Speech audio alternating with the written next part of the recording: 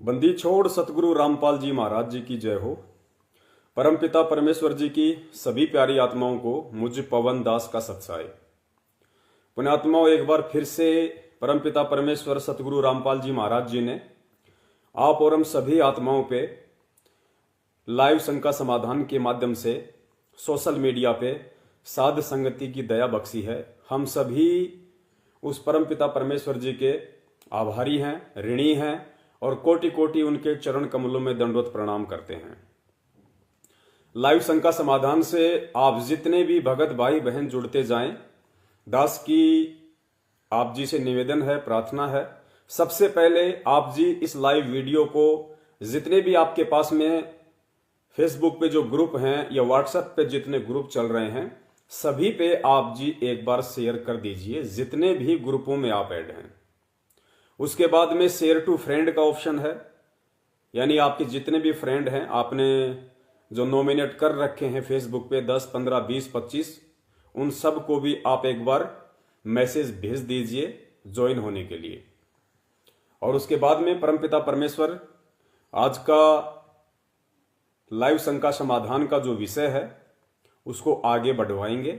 और आज का विषय पुण्यात्मा बहुत ही इंपॉर्टेंट है और दास निवेदन करेगा, हमने ज्यादा कमेंट्स पे ध्यान नहीं देना है और हमने ज्यादा कमेंट्स करने भी नहीं है, क्योंकि हम लोग किसी माया प्राप्ति के लिए या हमने हमारे जितने भी अकाउंट हैं, हमने कोई पैसे प्राप्ति के लिए नहीं खोल रखे हैं। हमारा मकसद है केवल परमपिता परमेश्वर सतगुरु रामपाल जी महाराज जी की साध संगत तक यथार्थ उनका संदेश जाए।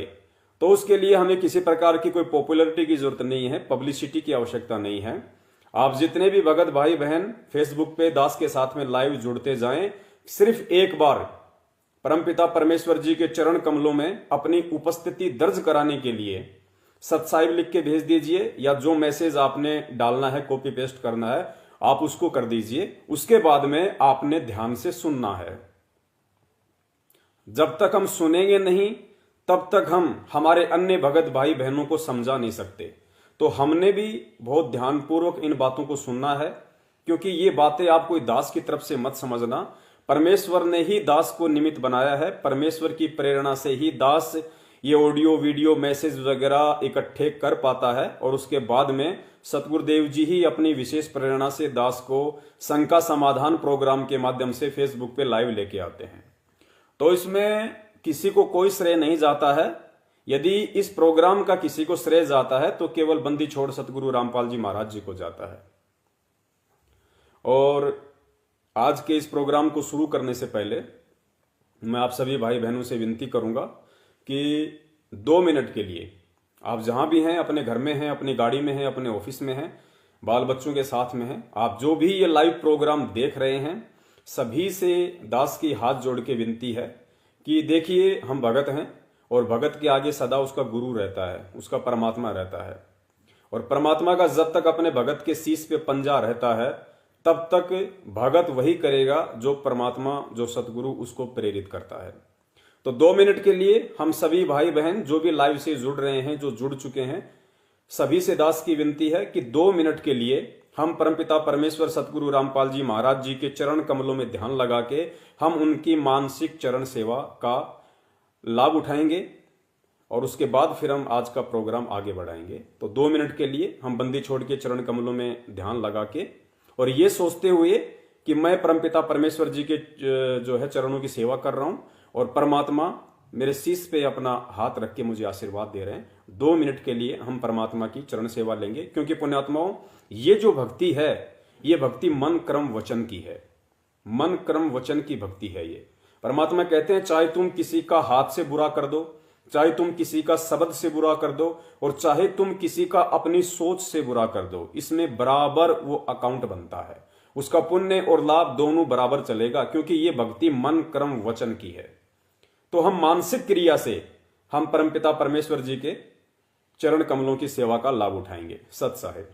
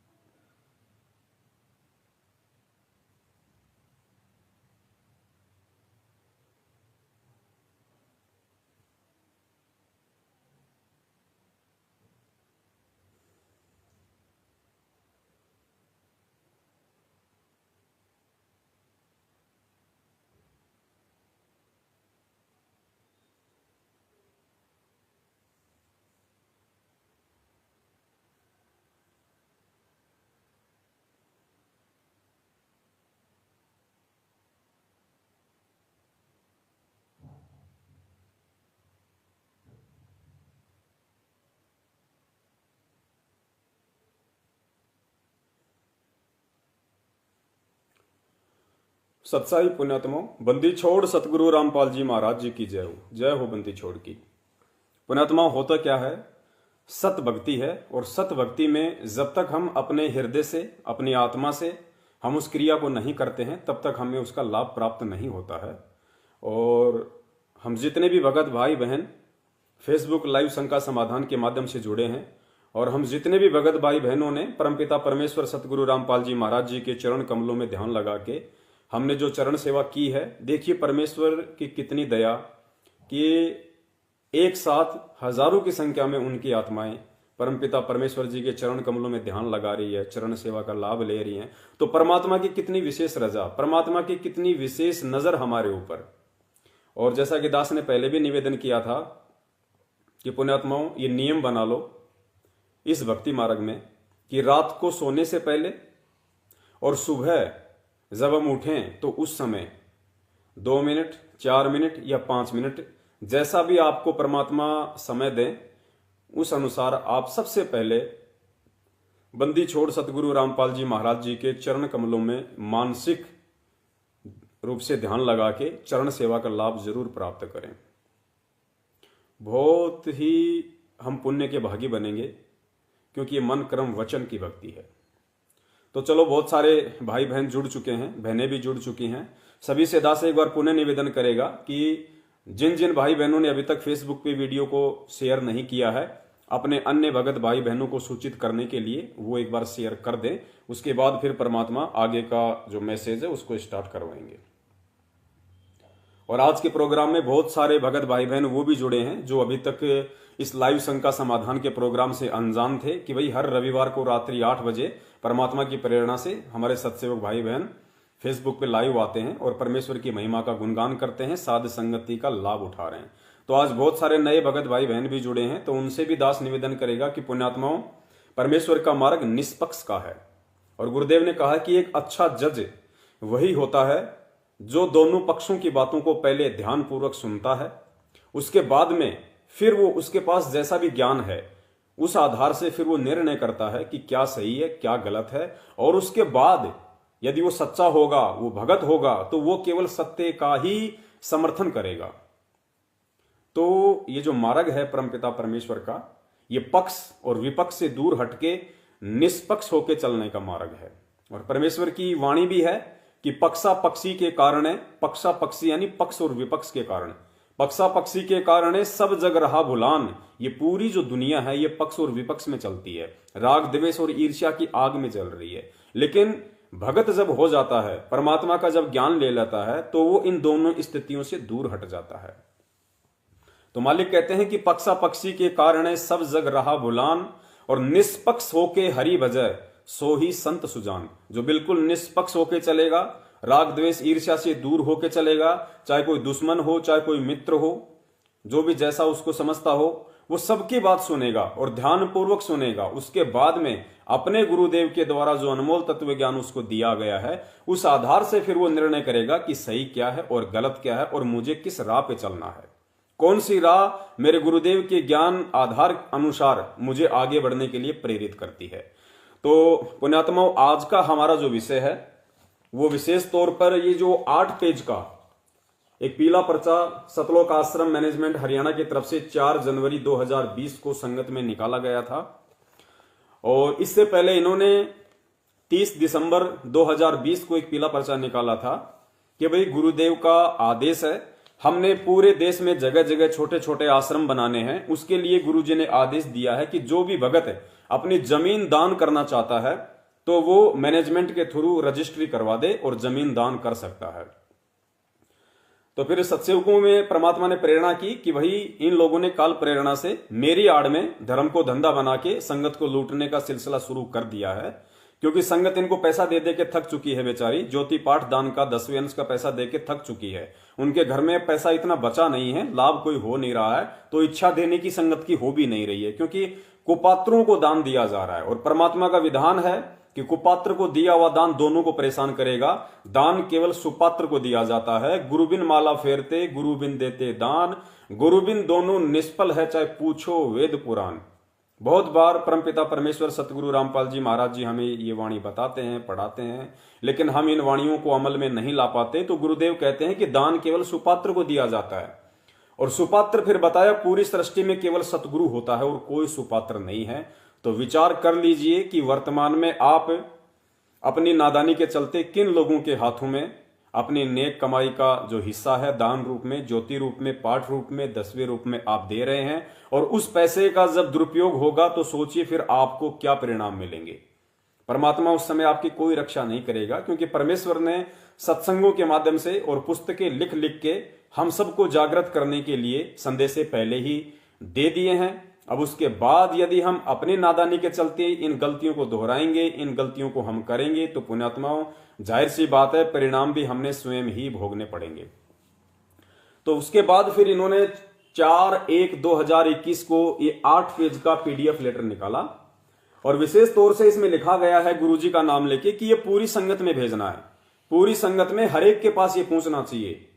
और जब भी किसी का भक्ति में मन ना लगे, या जब भी कोई डगमग होने का किसी का प्रयास हो काल प्रेरणा से या जैसे भी, तो इसमें कहा गया है कि गुरुजी का आदेश है ऐसी स्थिति में जब भगत डगमग होने लगे भक्ति से, उसका विश्वास उठने लगे, तो एक बार ये 8 पेज का PDF लेटर जरूर पढ़ लेना।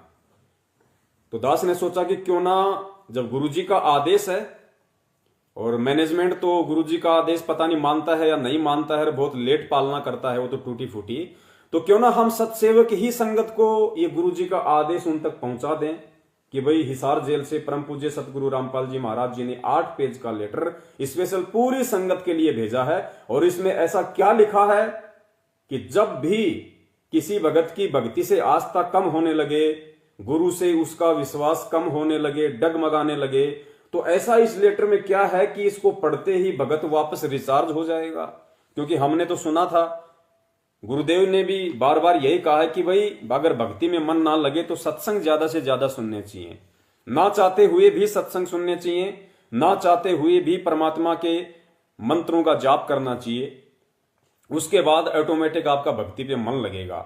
लेकिन आज ऐसी क्या बात हो गई मैनेजमेंट के अनुसार कि भाई गुरुजी को अपना विधान बदलना पड़ा, परमात्मा को अपना संविधान चेंज करना पड़ रहा है कि जब भी कोई आपत्ति आ जाए, विपत्ति आ जाए, भक्ति में मन ना लगे तो सत्संग नहीं सुनने, मंत्र नहीं करने। ये 8 पेज की जो गंध है, आप इसको एक बार पढ़ लो तो आपका भक्ति में मन लगेगा। तो दास ने सोचा कि क्यों ना सारी संगत को ये पढ़ा दिया जाए, और उसके बाद में संगत स्वयं ही निर्णय कर लेगी कि यदि कभी भक्ति में मन ना लगे तो गुरुजी के सत्संग और मंत्र जाप करने से भक्ति में मन लगेगा, या फिर ये 8 पेज का लेटर पढ़ने से मन लगेगा।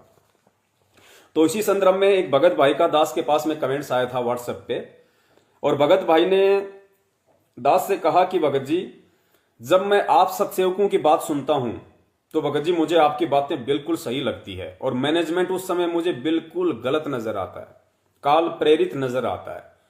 लेकिन जैसे ही ये लोग कोई पीला पर्चा निकाल देते हैं या और कोई आदेश बता देते हैं तो भगत जी मुझे उनकी बातें बड़ी अच्छी लगने लगती है।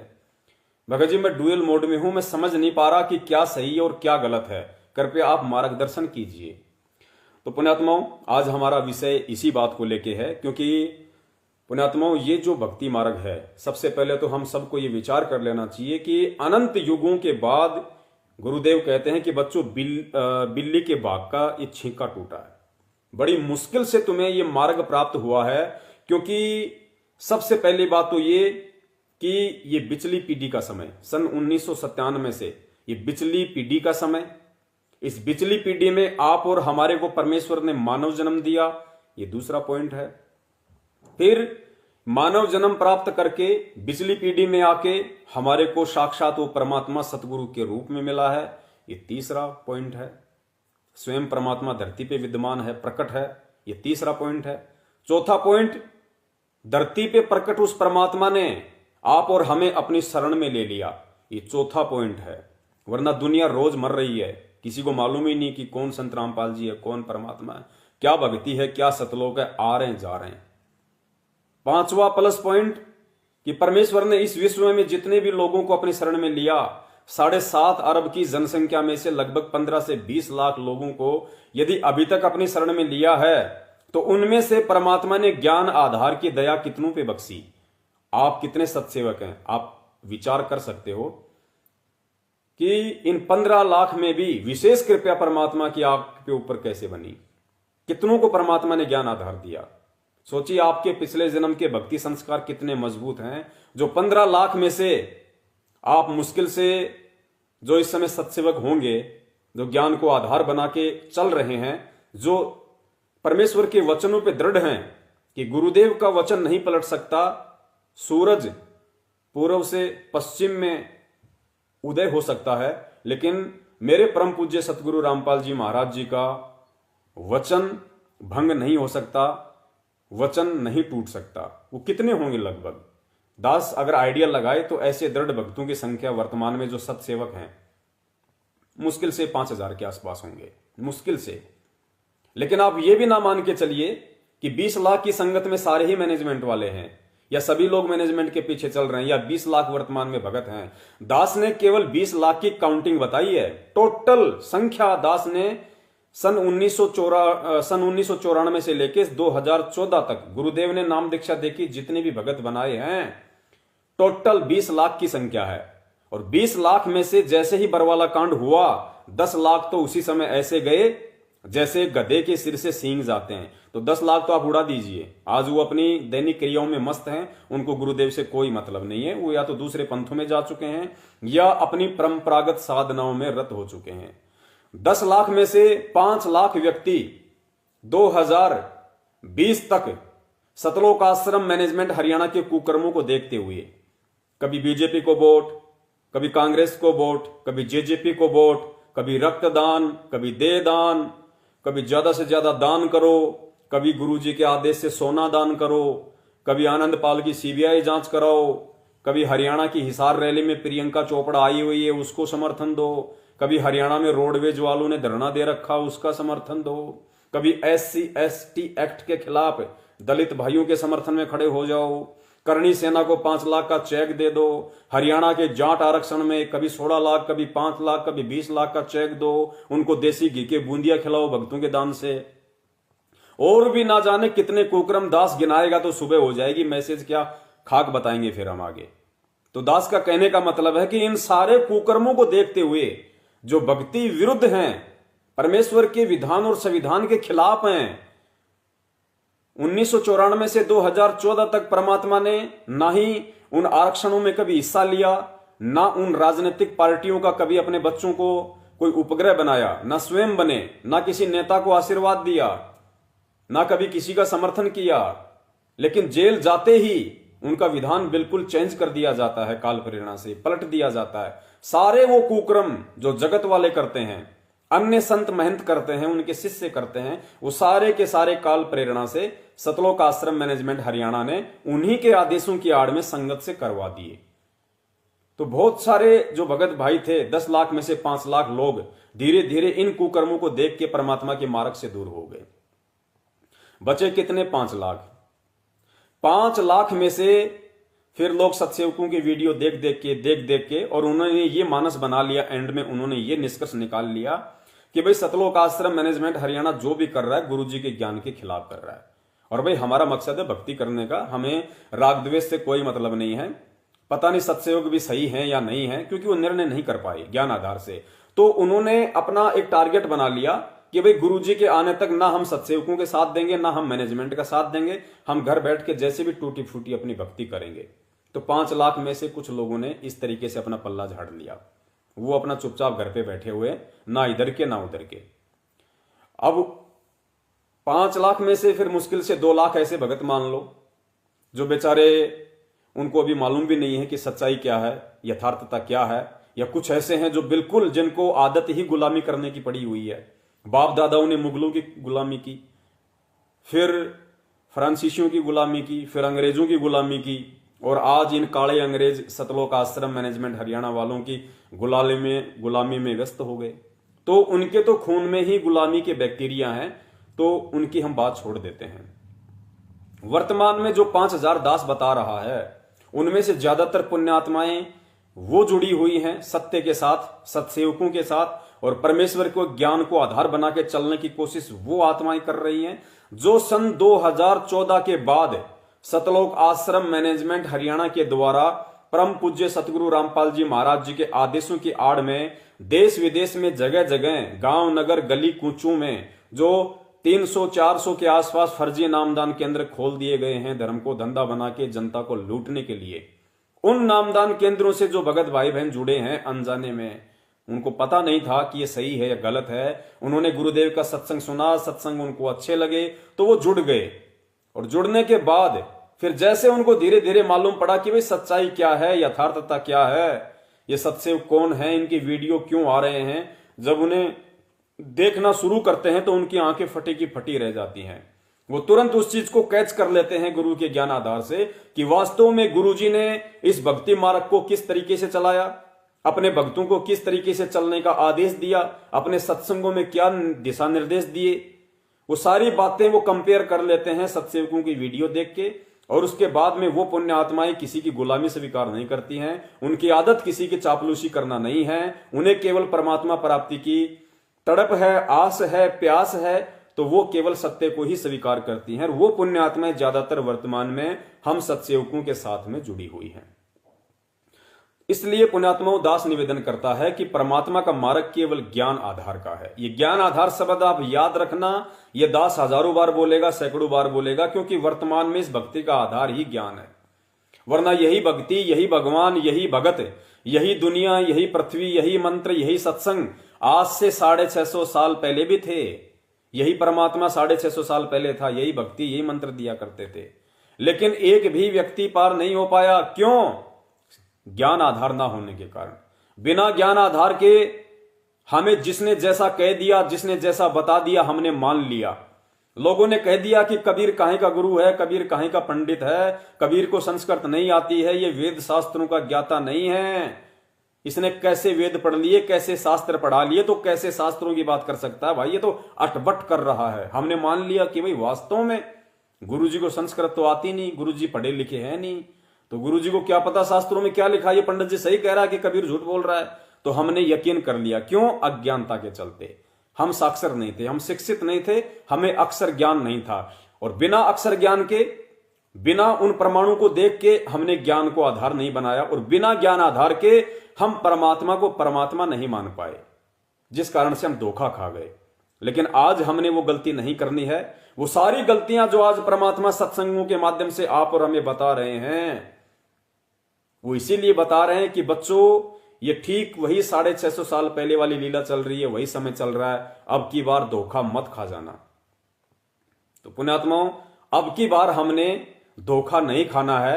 और जो भक्ति की नींव होती है ज्ञान, वो जब तक हमारी नींव मजबूत नहीं होगी तब तक ऊपर मकान मजबूती से टिक नहीं सकता। तो भक्ति मार्ग की जो नींव है वो सत्संग है, ज्ञान आधार है। और जब तक हमारे सत्संग और जब तक ये ज्ञान आधार हमारा मजबूत नहीं होगा, तब तक हम आज भी इस भक्ति पे दृढ़ नहीं हो पाएंगे। आज भी हमें कोई भ्रमित कर सकता है, और ऐसी बात नहीं है। हजारों लाखों की संख्या में लोग बरवाला कांड के बाद भ्रमित हुए हैं। क्या देख देख के? सतलोक आश्रम बरवाला में स्विमिंग पूल, गुरुजी को क्या मतलब था स्विमिंग पूल करने का? हमें तो कहते हैं कि बच्चों सीधे तरीके से रहो, सादा तरीके से रहो, यहां की ज्यादा भौतिक वस्तुओं का उपभोग मत करो। यार गुरुजी खुद 10 लाख 20 लाख का स्विमिंग पूल बना के डुबकी लेते हैं, आनंद लेते हैं। भाई समझ में नहीं आया, डिसमिस फेल। क्यों? क्योंकि गुरुजी ने पहले स्पष्ट कर दिया था कि नाम दीक्षा लेने से पहले इस ज्ञान को आधार बनाओ, सत्संग ज्यादा से ज्यादा सुनो, मन में जितनी भी शंकाएं उठे उनका समाधान पहले ही कर लो, जो समझ में ना आए पहले ही क्लियर कर लो। एक बार यदि आपने गुरु से नाम दीक्षा ले ली और उसके बाद यदि किसी की अटपट करने से, किसी के कहने से यदि आपका अपने गुरु के प्रति अविश्वास प्रकट हो गया या अपने सतगुरु के प्रति मन में दोष आ गया, उसी दिन ये ऑटोमेटिक परमात्मा का सिस्टम है, आप परमेश्वर की शरण से दूर हो जाते हो। उसके बाद आपको केवल अपना संस्कार ही मिलता है, परमेश्वर के आप कृपा पात्र नहीं रह पाते। मीडिया वालों ने दिखा दिया सतलोक आश्रम में कंडोम मिले, प्रेगनेंसी किट मिले, लेडीज बाथरूम में कैमरे थे। क्योंकि मीडिया को कौन देखेगा, मीडिया चैनल को कौन देखेगा? तब तक ही लोग देखेंगे जब तक वो मसाला पेश कर रहे हैं, हम सब जानते हैं। तो उनका काम था मसाला पेश करने का, काल प्रेरणा से उन्होंने किया और इधर जिनके कमजोर भक्ति संस्कार थे, जो ज्ञान को आधार बना के नहीं जुड़े थे, वो भगत ऐसे गए जैसे कि गधे के सिर से सींग। तो पुण्यात्माओं, अब हमने इन सभी उदाहरणों से, इन सभी घटनाओं से, और सतगुरु देव जी ने ये सत्संग सुना सुना के हमारे ज्ञान को आधार बनाने के लिए जो दिन रात प्रयत्न किया है, रातों को जाग जाग के हमारे लिए 2-2 बजे तक जो सत्संग किए हैं, पुण्यात्माओं, अब हमने परमेश्वर के उस बलिदान को, उन कुर्बानियों को व्यर्थ में पानी में नहीं बहाना है। आज हमने ये साबित कर देना है कि हम बंदी छोड़ सतगुरु रामपाल जी महाराज जी के सच्चे ज्ञान आधारी शिष्य हैं, भगत हैं, और हम अपने परमेश्वर को अब की बार मायूस नहीं करेंगे। लेकिन काल उतनी ही कोशिश करेगा जितनी कोशिश परमात्मा अपने बच्चों को ज्ञान आधार से दृढ़ करने की करेंगे, उतनी ही कोशिश काल भगवान भी अपने एजेंटों के माध्यम से उन परमेश्वर के बच्चों को तोड़ने की कोशिश करेगा। वो साम दाम दंड भेद कोई भी घटिया नीति अपनाएगा।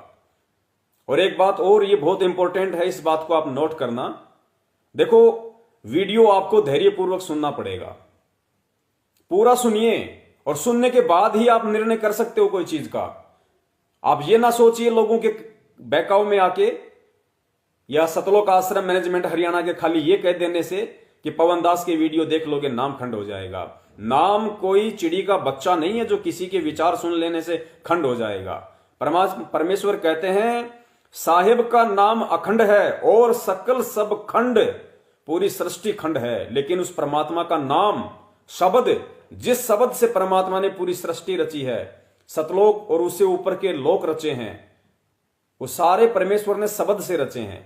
तो परमेश्वर का शब्द, परमेश्वर का मंत्र, परमेश्वर का नाम कभी खंड नहीं हो सकता किसी भी देश काल परिस्थिति में। और जो लोग ये कहते हैं कि तेरा नाम खंड हो जाएगा, तो वो लोग तो अपने स्वार्थ के लिए कह रहे हैं, क्योंकि उनकी तो दुकानें बंद होने वाली है। जिस प्रकार जब गुरुदेव का ज्ञान पुस्तकों के माध्यम से घर घर में जा रहा था, तो उस समय ये नकली पंथ वाले क्या कहा करते थे कि भाई संत रामपाल जी की ज्ञान गंगा नहीं पढ़नी, नहीं तो नाम खंड हो जाएगा। वो डराया करते थे क्योंकि उनको हकीकत का पता था कि संत रामपाल जी की पुस्तकों में सच्चाई छुपी है, और जो लोग इनको पढ़ लेंगे, देख लेंगे, तो वो हमारे यहां नहीं टिक सकता, वो उसी पंथ में जाएगा। तो चेले टूटने के डर से और चेलों के मार्फत जो दान आ रहा था, और उस दान के मार्फत जो ऐसो आराम कर रहे थे, उस हराम की कमाई पे जो टूक तोड़ रहे थे, उन नकली संतों को, पंथ वालों को ये चिंताएं सताने लगी, और उन्होंने समाज में भ्रमणा फैलानी शुरू कर दी कि संत रामपाल जी ईसाई मिशनरियों के लिए काम कर रहा है, संत रामपाल जी हिंदू धर्म के खिलाफ है, देवी देवताओं के खिलाफ चल रहा है, शास्त्रों से तोड़ मरोड़ करके उल्टा ज्ञान पेश कर रहा है। तो पुण्यात्माओं, वर्तमान में वही तो सब कुछ किया जा रहा है काल प्रेरणा से। सत्सेवक जो सच्चाई बता रहे हैं, हम बिना सबूत के, बिना प्रमाणों के हम कोई चीज संगत के सामने नहीं रखते, क्योंकि हमें परमात्मा के विधान का पता है, हमें नरक में नहीं जाना है।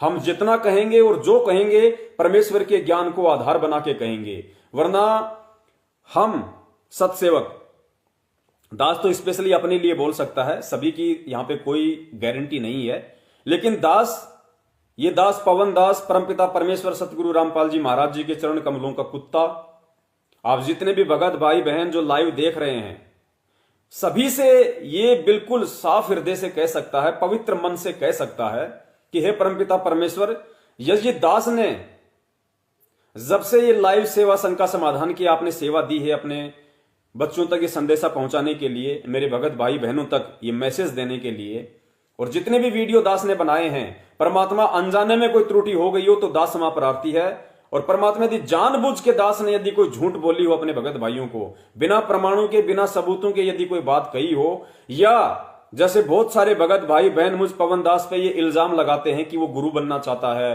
संगत को लूट रहा है, गुरुद्रोही है, या जो भी है वो इल्जाम लगाते हैं, तो पुण्यात्माओं, दास परमपिता परमेश्वर जी के चरण कमलों में ये सौगंध खा के ये बात बोल सकता है, परमात्मा यदि कभी सपने में भी, यदि कभी सपने में भी इस दास के मन में ये बात आई हो जरा सी भी कि मैं संगत का ज्योति का पैसा लूटूं, पाठ का पैसा लूटूं, 10वें अंश का पैसा लूटूं, या आपके आदेशों की आड़ में किसी को गुमराह करूं, या मेरी कोई गुरु बनने जैसी कोई अंदर से कोई भाव हो, कोई प्रेरणा हो, या मैं बनना चाहता हूं, परमात्मा यदि रत्ती भर भी मेरे अंदर यदि ऐसा कोई खोट हो, या परमेश्वर जिस दिन से इस दास को आपकी जानकारी हुई और दास ने जिस दिन से आप जिसे नाम दीक्षा ली है, उसके बाद यदि दास ने तन मन धन से यदि अपने आप को आपके प्रति समर्पित ना किया हो, यदि दास ने सपने में भी इष्ट रूप में किसी और को देखा हो, किसी भी देवी देवता के प्रति मन में जरा से भी आस्था दास की आज तक आई हो, तो परमात्मा इस दास को आप वो सजा दें कि आने वाली जो भक्ति मार्ग की जो आत्माएं हैं वो भी याद रखें। और परमात्मा इस दास की आज तक की भले सारी भक्ति कमाई नष्ट हो जाए, अगर दास के मन में जरा सा भी विक्षेप आप जी के प्रति, इस भक्ति के प्रति, और यदि मेरे पतिव्रता आध्यात्मिक जीवन में जो पतिव्रता धर्म है उसमें यदि मेरे में जरा सी भी कोई त्रुटि हुई हो, मैंने किसी भी देवी देवता में कोई आस्था रखी हो आपके अलावा, किसी भी भगत भाई बहन को, संगत वाले को मैंने 1 रुपए से भी आज तक अगर लूटा हो, 1 रुपए से भी, या मेरे मन में ऐसा कोई भाव भी उत्पन्न हुआ हो कि मैं इस भगत से इतना पैसा खा लूं आपकी आड़ में, परमात्मा इस दास की सारी भक्ति कमाई आप जैसी चाहें वैसी आप समाप्त कर सकते हैं। तो पुण्यात्माओं, ज्ञान आधार का मार्ग है, और ज्ञान आधार के मार्ग में जब तक हम ज्ञान आधार से नहीं चलेंगे हम सतलोक नहीं जा सकते, हम यहां से पार नहीं हो सकते। इसलिए दास निवेदन करता है कि जितना हो सके उतना आप भगत समाज की आंखें खोलने का प्रयास करो, और आंखें खोलने का सबसे बड़ा जो प्रयास है वो केवल सोशल मीडिया के माध्यम से है। ये जो सोशल मीडिया प्लेटफॉर्म परमेश्वर ने हमें दिया है, इससे बड़ा कोई माध्यम नहीं है। आप जितना हो उतना वीडियो को शेयर किया करें, भगत भाई बहनों तक संदेश से पहुंचाया करें, क्योंकि आपको पता है कि कितने लोग परम पूज्य सतगुरु रामपाल जी महाराज जी के इस मिशन से, इस सतमार्ग से टूट के काल की हद में जा रहे हैं, सिर्फ और सिर्फ इसलिए कि वो मैनेजमेंट से दुखी हैं, मैनेजमेंट के कुकर्मों से दुखी हैं। वो सोचते हैं कि भाई अगर यही कुकर्म हमें करने होते इस मार्ग में आके, जो गुरु जी के आदेश की आड़ में मैनेजमेंट करवा रहा है, तो हमारा भक्ति करने का फायदा क्या। पिछली बार जब इन्होंने कांग्रेस को वोट डलाए और पीला पर्चा निकाल दिया, उसमें लिखा था कि संत वचन पलटे नहीं चाहे पलट जाए ब्रह्मंड, और कहा था कि भाई मेरा फुल आदेश है, मेरा फुल सपोर्ट है कि हरियाणा में भूपेंद्र सिंह हुड्डा को वोट दिए जाएं। गुरु जी का आदेश बता के मैनेजमेंट ने वो पीला पर्चा पारित किया। लोगों ने कांग्रेस को वोट दिए दिल खोल के, लेकिन कांग्रेस दिल खोल के हार भी गई। उसके बाद में बहुत सारे भगत भाइयों ने गुरु जी का मार्ग छोड़ दिया। स्पेशल एक भाई का पंजाब से लुधियाना से दास के पास में फोन आया, दास ने ऑडियो भी संगत में डाली थी। उसने कहा कि पवन दास आप भी ये मार्ग छोड़ दो, ये नकली मार्ग है, संत रामपाल जी कोई परमात्मा नहीं है, कोई भगवान नहीं है। अरे जब संत रामपाल जी ने कह दिया कि कांग्रेस को वोट दो, उसके बाद कांग्रेस हार कैसे गई, और कहा कि संत वचन पलटे नहीं चाहे पलट जाए ब्रह्मंड, ये संत का वचन कैसे पलट गया। अरे परमात्मा जिसके साथ हो जाए और वो हार जाए, ऐसा कभी हो नहीं सकता। लेकिन वो भाई समझ नहीं पाया कि उस पीले पर्चे के पीछे मनसा क्या थी काल भगवान की। काल भगवान तो यही कोशिश करेगा। पुण्यात्माओं, ये वचन वर्तमान समय में काल भगवान ने ही परमेश्वर से लिया हुआ है कि कलयुग में आप जितनी मर्जी आत्माएं ले जाना, और काल को अच्छे से पता था कि कलयुग में परमात्मा लेके भी जाएगा, तो काल भी कोशिश उतनी ही करेगा हमें भ्रमित करने की, संगत को तोड़ने की, और उस परमात्मा के आदेश की आड़ में ही सारे काम करेगा। तो काल ने इस कलयुग में क्या चाल चली, काल को अच्छे से पता था कि परमात्मा हो चाहे परमात्मा का भेजा हुआ संत हो, और उस परमात्मा का जो वचन है, जो उसने कह दिया, वो भी सत्य है, अटल है। अगर कलयुग में परमात्मा लाखों करोड़ों लेके जाएगा तो जाएगा, उसको मैं नहीं रोक सकता। लेकिन उस जाने के समय तक मैं जितनों को भ्रमित करके अपना आहार बना लूं उतना कम है। तो काल को इस बात का भी अच्छे से पता था कि मैं जो नकली संत भेजूंगा, उस नकली संतों से भी दाल नहीं गलेगी, क्योंकि परमेश्वर का ज्ञान ही ऐसा है, जब परमात्मा जाएगा तो नकली संतों के सारे ज्ञान को फैल कर देगा। उन सभी संतों को उन्हीं की पुस्तकें दिखा दिखा के, वीडियो दिखा दिखा के उनके उस बम को डिस्फ्यूज कर देगा। तो लोग मेरे द्वारा भेजे गए नकली संतों की बातों से भी ज्यादा प्रभावित नहीं होंगे, और एक समय ऐसा आएगा वो सारी आत्माएं उन पंथों से टूट के उस परमात्मा की शरण में आ जाएंगी। तो काल ने जो चाल चली सबसे बड़ी, वो चाल क्या चली कि क्यों ना मैं उसी संत के पंथ में एंटर होके, प्रवेश करके, और उसी संत के अंदर जो मुख्य लोग होंगे, या जो विश्वसनीय व्यक्ति होंगे, मैं क्यों ना उन्हीं के अंदर वो कुप्रेरणा करके ये सारा तांडव खेलूं, सारा नाच खेलूं। और काल ने वही किया, काल ने वर्तमान में वही किया, क्योंकि उसको पता था कि इस परमेश्वर का एक बार जो आत्मा ज्ञान सुनेगी वो आत्मा बिल्कुल अंधी हो जाएगी, क्योंकि इस सत्य ज्ञान के लिए, इस तत्व ज्ञान के लिए ये आत्मा युगों युगों से तड़प रही है, भटक रही है। और जब युगों युगों बाद इस आत्मा को अपने परमपिता परमेश्वर का वो आहार, क्योंकि आत्मा का आहार, आत्मा की खुराक ये ज्ञान है, सत्संग है, जब इस प्यासी आत्मा को सत्संग सुनने को मिलेगा वो तड़प उठेगी, बेचैन हो जाएगी, वो कुछ नहीं देखेगी क्या सही है और क्या गलत है। आज यही हो रहा है, लोग सत्संग सुनते हैं, सत्संग सुन के तुरंत नाम दीक्षा लेने की सोचते हैं। वो ये नहीं देखते कि गुरुजी जेल में है या कहां है। बहुत से को तो यही नहीं पता कि गुरुजी जेल में है, नाम दीक्षा के बाद पता चला था गुरुजी तो जेल में है। तो ना वो बरवाला कांड को जानने की कोशिश करते, ना सही गलत का निर्णय करते, वो सीधा नाम लेने की कोशिश करते हैं। तो काल को पता था कि ये आत्मा बिल्कुल बेसुध हो जाएगी इस ज्ञान को सुन के, और ये इतना विश्वास कर बैठेगी एक दूसरे भगत भाई पे हद से ज्यादा, और विश्वास में लेके फिर इन आत्माओं को भ्रमित किया जा सकता है। तो काल ने वैसा ही किया। जितने भी भगत भाई बहन थे बरवाला कांड से पहले या बरवाला कांड के 2-3 साल बाद तक, जब तक सत्सेवक खड़े नहीं हुए थे, तब तक इतना विश्वास सतलोक आश्रम मैनेजमेंट हरियाणा पे, परम पूज्य सतगुरु रामपाल जी महाराज जी के कलयुगी परिवार पे, उनके बेटा बेटी पे, उनके भाई बंधुओं पे, रिश्तेदारों पे बिल्कुल ब्लाइंड फेथ संगत का था।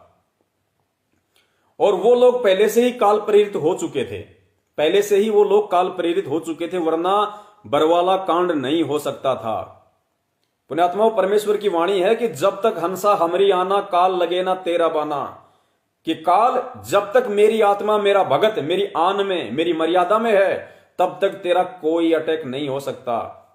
सोचो पुण्यात्मा, उसके बाद भी यदि अटैक हुआ है, और विचार करो जिस जगह पे साक्षात कबीर परमेश्वर सतगुरु रामपाल जी महाराज जी के रूप में प्रकट हों, सतलोक आश्रम बरवाला में, जहां पे हजारों की संख्या में आत्माएं उपस्थित हों जो सतनाम का जाप कर रही हों, जहां पे 42 परमेश्वर की ज्योतियां जलती हों, जहां पे सदावर्त अखंड भंडारा चल रहा हो, पुण्यात्मा उस जगह को काल की क्या औकात जो खंड कर दे, जो इतना बड़ा बवंडर मचा दे। लेकिन फिर भी बवंडर मचा, क्यों मचा? क्योंकि परमेश्वर अपने वचन का पक्का है। परमात्मा ने पहले ही काल से कह दिया था, वचन अनुसार काल ने कहा था कि परमात्मा आप नीचे जाओगे, अपना ज्ञान दोगे, जो आपके ज्ञान को समझे वो आपका, आप जबरदस्ती किसी के साथ कुछ नहीं करना, और जो आपका ज्ञान ना समझे वो मेरा। तो परमेश्वर तो अपने वचन का पक्का है। परमात्मा 1994 से ज्ञान दे रहे हैं, अपना विधान बता रहे हैं, अपना संविधान बता रहे हैं, भाई इस तरीके से भक्ति करोगे तो ऐसा रहेगा, ये मर्यादा निभाओगे तो ऐसा रहेगा, नहीं तो काल का अटैक हो जाएगा। परमात्मा जबरदस्ती नहीं करते। तो उस चीज का फायदा इस काल भगवान ने उठाया, क्योंकि काल भगवान को पता था कि घर का जोगी जोगना, बाहर का जोगी सिद्ध। और हरियाणा में कहावत है कि दीपक के नीचे हमेशा अंधेरा रहता है। तो काल को पता था कि बाकी लोगों को भ्रमित नहीं किया जा सकता, लेकिन उस संत का जो परिवार है, जिस परिवार में प्रकट होने की वो संत लीला करेगा, वो परिवार उसको कदापि परमात्मा नहीं मानेगा, हृदय से कभी भी अपना गुरु या भगवान स्वीकार नहीं करेगा, क्योंकि ये इस सृष्टि का रूल है, 21 ब्रह्मांड की घटिया रूल है ये। आप स्वयं विचार कर लो, सोचिए, परम पूज्य सतगुरु रामपाल जी महाराज जी ने 17 फरवरी 1988 को 12वें पंथ के अंत के समय में प्रवेश किया अपनी वाणी अनुसार कि 12वें पंथ हम ही चलावें, सब पंथों को मिटा के एक पंथ चलावें।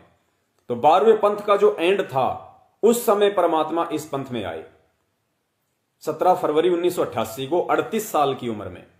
उससे पहले का जीवन आप देख लीजिए, उससे पहले तो वे कोई गुरु नहीं थे, कोई संत नहीं थे, कोई भगवान नहीं थे।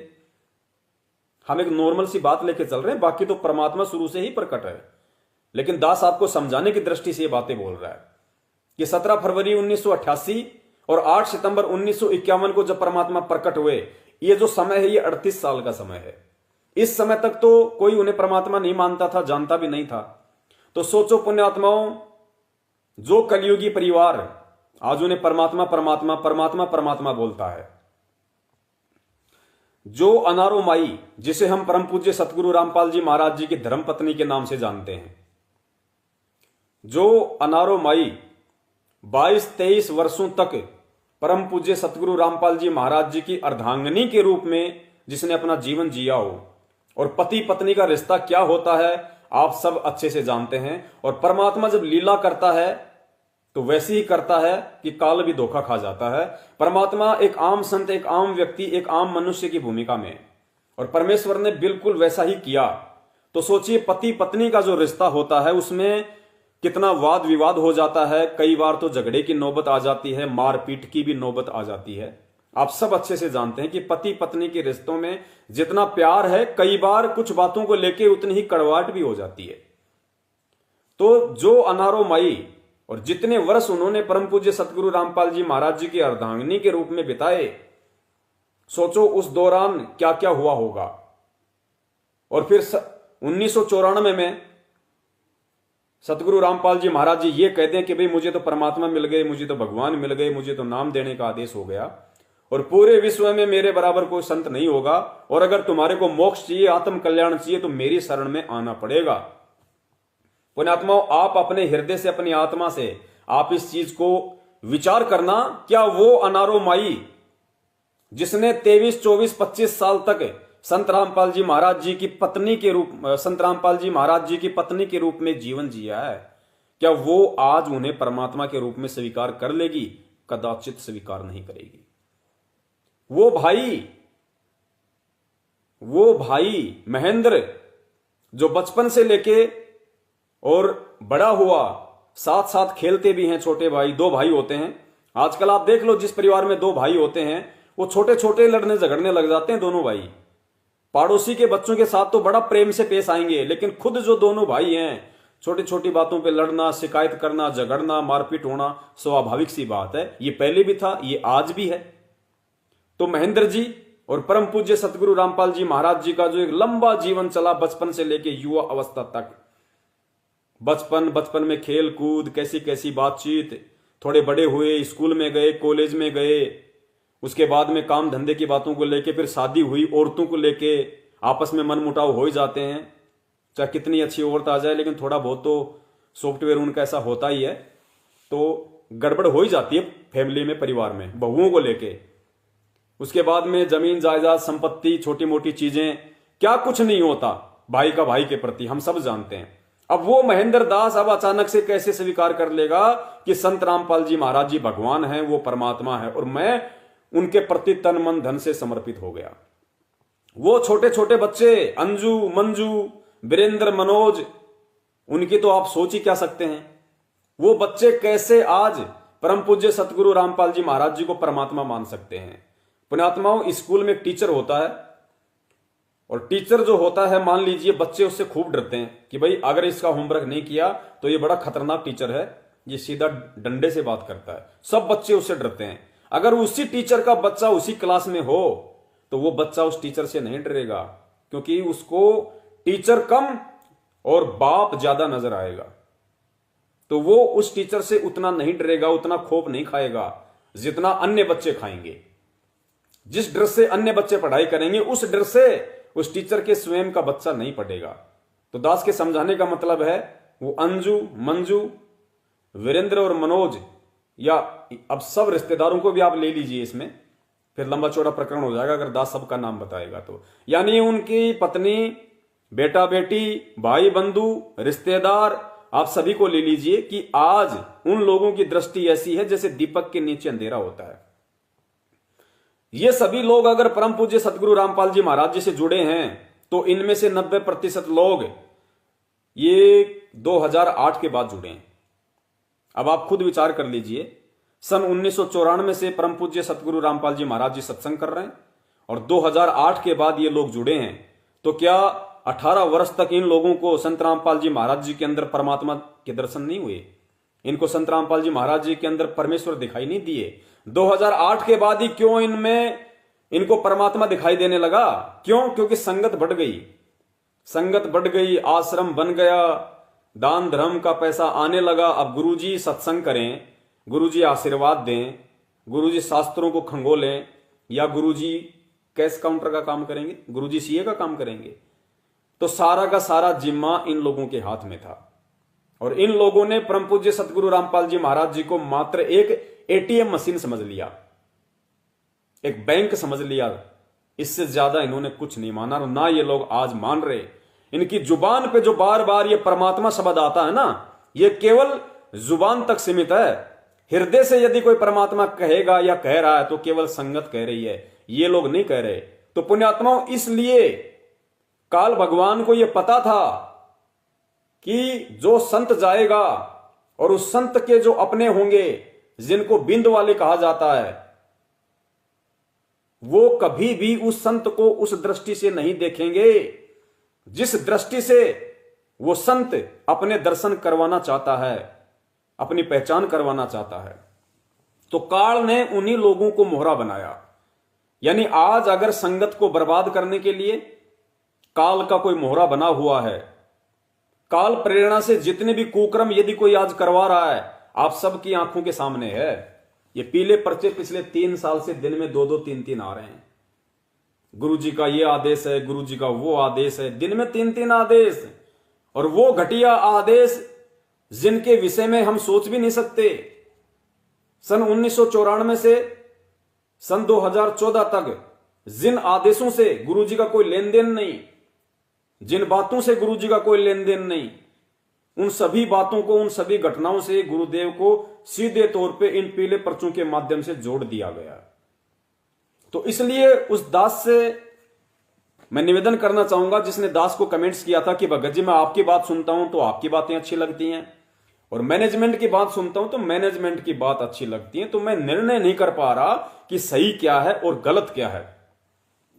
तो उस भगत भाई से दास इस लाइव साध संगति के माध्यम से ये प्रार्थना करना चाहेगा कि भगत जी इसका निर्णय यदि कोई कर सकता है, या इसका निर्णय करने का यदि कोई एकमात्र माध्यम है, तो वो माध्यम है परमपिता परमेश्वर सतगुरु रामपाल जी महाराज जी के सत्संग, उनका तत्व ज्ञान।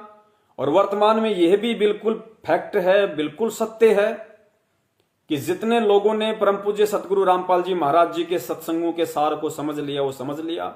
अन्यथा वर्तमान में पुण्यात्माओं ये हमारा कोई अहंकार नहीं है। दास पहले ही स्पष्ट कर चुका है कि परमात्मा यदि ऐसा कोई भी भाव इस नीच के हृदय में हो तो परमात्मा उसी समय चाहे जमीन में जिंदा गाड़ देना, यह सत भक्ति है। वर्तमान में यदि वो चीज, वो ज्ञान आधार की दया यदि परमात्मा ने किसी पे बख्श रखी है तो केवल अपने सत्सेवक बच्चों पे बख्श रखी है। और वर्तमान में यदि सतलोक आश्रम मैनेजमेंट हरियाणा के पीछे लगी हुई संगत को अगर इस भक्ति मार्ग पे जीवित रहना है, यदि नीर खीर का निबेरा करना है, यदि गुरुजी के आने तक अपने आप को ज्ञान आधार से दृढ़ बनाना है और अंतिम श्वास तक यदि इस भक्ति पे टिके रहना है, तो सिर्फ और सिर्फ उन आत्माओं के पास में एक ही माध्यम है, एक ही जरिया है, एक ही स्रोत है, और वो है सत्सेवकों की साध संगति। हम सत्सेवकों ने कोई जुलूस नहीं निकालना, हमने कोई आश्रम नहीं बनाना, हमने कोई बहुत बड़ी कोई संस्था नहीं बनानी। हम इसी प्रकार लाइव शंका समाधान के माध्यम से और यूट्यूब पे शंका समाधान नाम से जब आप सर्च करोगे हिंदी में तो आपको हजारों वीडियो मिल जाएंगे, सैकड़ों चैनल पे। आप उन वीडियो को देख देख के आप सच्चाई से रूबरू हो सकते हैं, अपने ज्ञान आधार को दृढ़ कर सकते हैं, गुरु के प्रति आप दृढ़ हो सकते हैं, भक्ति मार्ग पे आप अडिग होके चल सकते हैं। अन्यथा उन आत्माओं को इस भक्ति मार्ग से एक दिन ऐसे जाना पड़ेगा जैसे गधे के सिर से सींग, जो आए दिन लोग जा रहे हैं। और कोई माध्यम नहीं है, क्योंकि परमेश्वर ने जितना बताना था परमात्मा ने अपने सत्संगों में बता दिया। और परमेश्वर के सत्संगों को जो नहीं समझ पा रहे हैं, जो उनके सत्संगों से वो सार नहीं निकाल पा रहे हैं कि गुरुजी दिन रात मेहनत करके रातों को 2-2 बजे जाग जाग के जो इन्होंने कथा कहानियां ये हमारे को सुनाई हैं, तो क्यों सुनाई हैं, इनका मतलब क्या है, इनका सार क्या है, गुरुदेव हमें क्या समझाना चाहते हैं, किन विपरीत परिस्थितियों में, किन संकटों में परमात्मा उन संकटों से उबारने के लिए, उन परिस्थितियों का सामना करने के लिए इन सत्संगों में परमेश्वर ने वो क्या सार छुपाया है। जिनको समझ के हम काल प्रेरित लोगों से बच सकते हैं, अपनी भक्ति को बचा सकते हैं। अगर सत्संगों से उन्होंने वो सार अभी तक नहीं निकाला या नहीं निकाल पा रहे हैं, तो उन आत्माओं के पास यदि कोई एकमात्र माध्यम इस भक्ति मार्ग पे टिके रहने का है, गुरुजी के हिसार जेल से बाहर आने तक, तो केवल सत्सेवकों की साध संगति है। प्रत्येक रविवार को रात्रि 8 बजे ये लाइव शंका समाधान है, या यूट्यूब पे जब आप हिंदी में सर्च करेंगे शंका समाधान तो वो वीडियो है, अन्यथा और कोई चारा नहीं है। ये हमारा विशेष निवेदन है आप लोगों से, और ये समय बार बार नहीं आएगा। परमात्मा जबरदस्ती करेगा नहीं, काल पीछा छोड़ेगा नहीं, और सत्सेवक भी संदेशा देने से पीछे हटेंगे नहीं। अब निर्णय संगत ने करना है, पक्ष और विपक्ष से दूर हट के निष्पक्ष तरीके से, कि वास्तव में आज परम पूज्य सतगुरु रामपाल जी महाराज जी के पद चिन्हों पे उनको अपना आदर्श मानते हुए उनके प्रत्येक नियम और मर्यादा में रह के भक्ति मार्ग पे कौन चल रहा है और संगत को कौन सही आदेश, कौन सही संदेशा दे रहा है, ये पीले पर्चे के माध्यम से और उन नकली ऑडियो के माध्यम से सतलोक आश्रम मैनेजमेंट हरियाणा दे रहा है, या लाइव शंका समाधान और साध संगति के माध्यम से हजारों की संख्या में सत्सेवक भाई बहन दे रहे हैं। तो उस भाई से अब दास का निवेदन है, माध्यम वो भाई है जिसने सवाल किया है, लेकिन संदेशा सबके लिए है कि ऐसी परिस्थिति में जब हम सही और गलत का निर्णय ना कर पाए, क्योंकि भक्ति मार्ग में ऐसी परिस्थितियां काल प्रेरणा से उत्पन्न होती हैं, तो परमेश्वर ने तो अपने सत्संग में उनका निष्कर्ष निकाल के दे रखा है, लेकिन हम सारे सत्संग नहीं सुन पाते, हम तक वो बातें नहीं पहुंच पाती। इसलिए परमेश्वर ने साध संगति को माध्यम चुना है कि बच्चों, सत्संग के अलावा अपने जो भगत भाई बहन हैं या कोई जो पुराने भगत भाई बहन हैं, उनके साथ में बैठो, घंटा 2 घंटा विचार करो, विमर्श करो, चिंतन मनन करो, मंथन करो, परमात्मा की महिमा का गुणगान करो। वो तुम्हें अच्छी अच्छी बातें बताएंगे, जो तुम्हारे समझ में नहीं आ रही तुम्हें उसका समाधान बताएंगे। इसलिए साध संगति को परमात्मा ने सत्संगों के बाद दूसरे स्थान पर रखा है, और मैनेजमेंट नहीं चाहता कि ये संगत सत्सेवकों के साथ मिलकर साध संगति कर ले, क्योंकि अगर संगत ने साध संगति कर ली तो संगत समझ जाएगी कि वास्तव में हमें किस आधार से चलना है। उसके बाद मैनेजमेंट को कोई चवन्नी नहीं देने वाला, इनके फर्जी आदेशों पे कोई अंधा होके नहीं चलने वाला। तो इनका धंधा चौपट, इनका मिशन चौपट।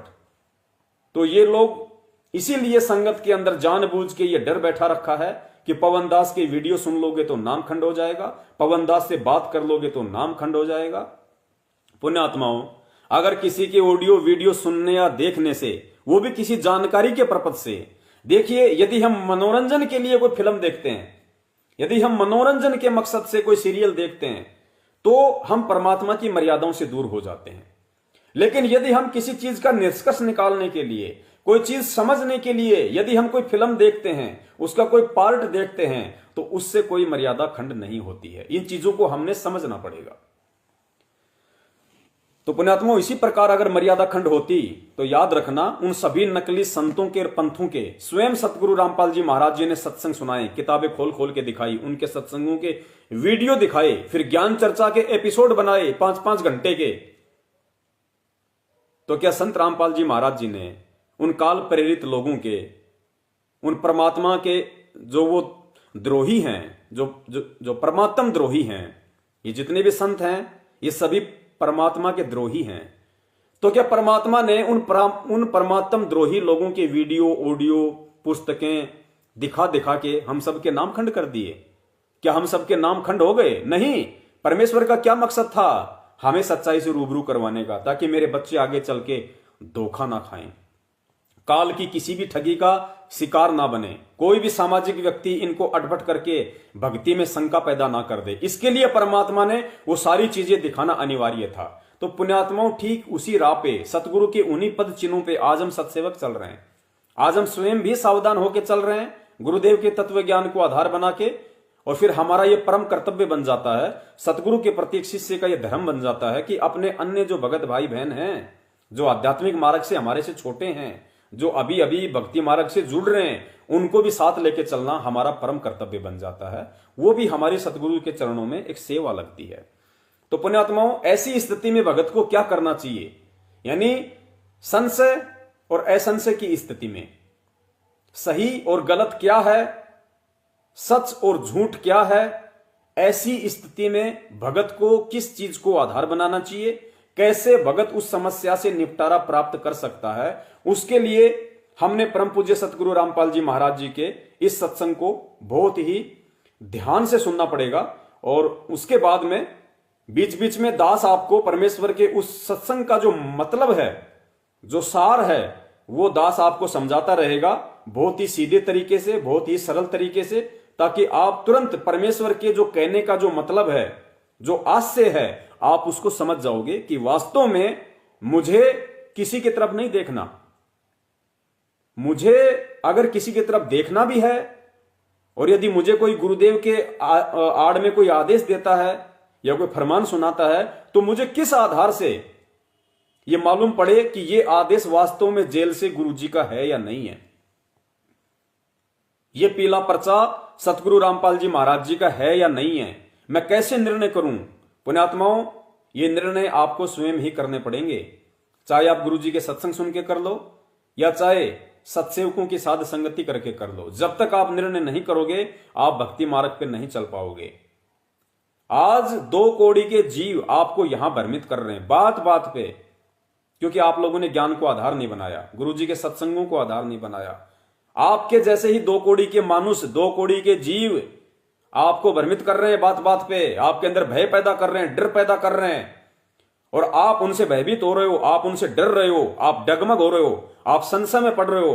तो सोचो, जब ये शरीर छूटेगा और हम सतलोक जाने की सोच रहे हैं, हमको काल भगवान त्रिकुटी तक भी नहीं जाने देगा।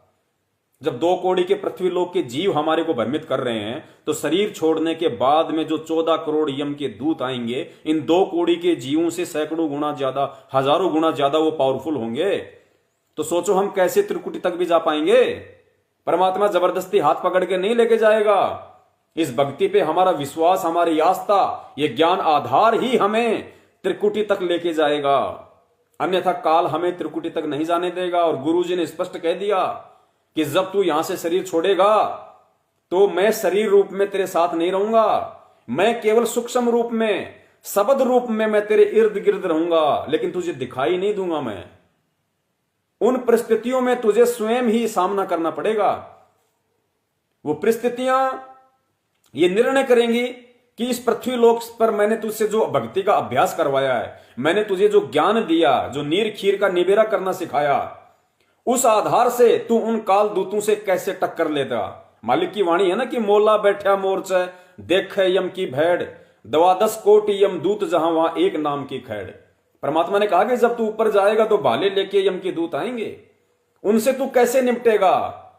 तू बल और शक्ति से उनका सामना नहीं कर सकता। मैंने तुझे क्या विधि बताई है, सुमरण जाप करने की, मंत्र सतनाम जाप करने की, सारनाम है तो सारनाम जाप करने की।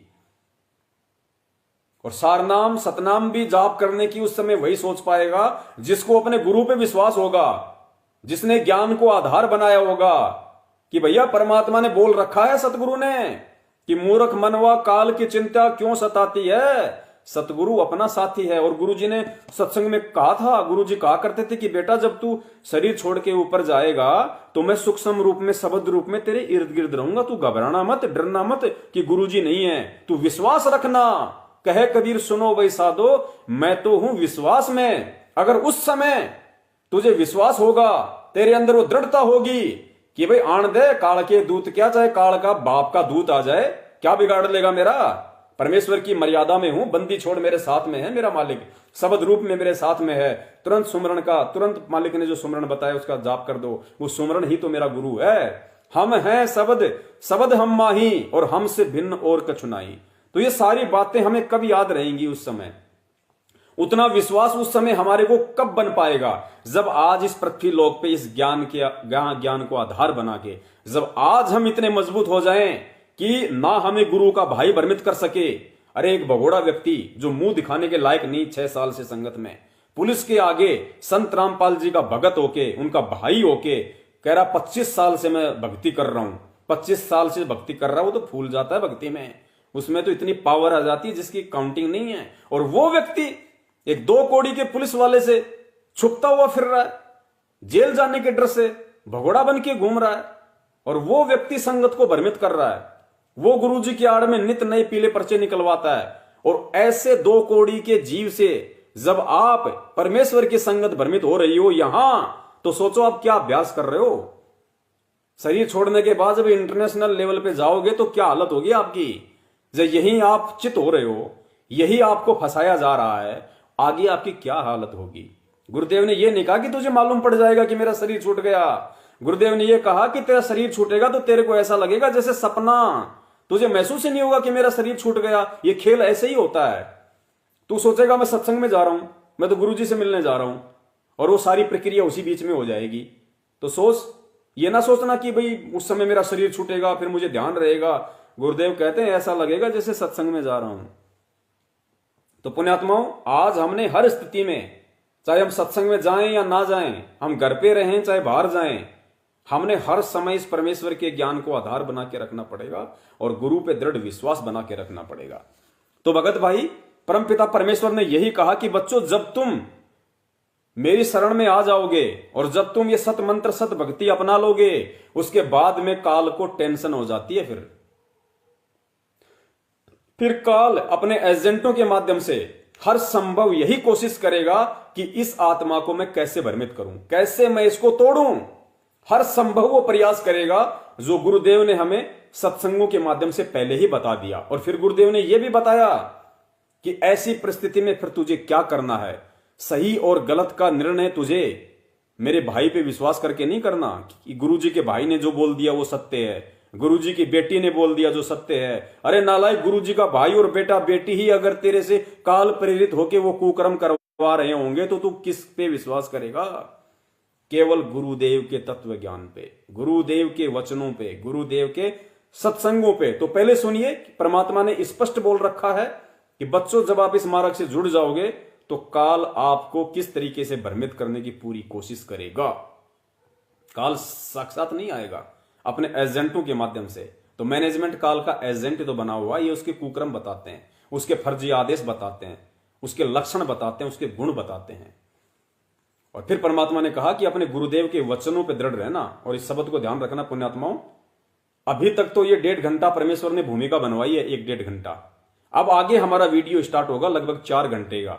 तो बहुत धैर्य के साथ आप सुनते रहिए। बहुत ही इंपॉर्टेंट आज का परमेश्वर ने हमें इस वीडियो के माध्यम से साध संगति का मौका दिया है। अंत तक आप जी बने रहिए, क्योंकि किसी भी चीज का जो सार होता है, निष्कर्ष होता है, वो एंड में निकलता है।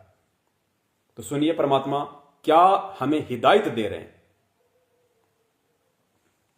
तो इन नित्य नियम करने का डेली हमें जो पाठ करते हैं, इससे ज्ञान यज्ञ तो होता ही है। ज्ञान यज्ञ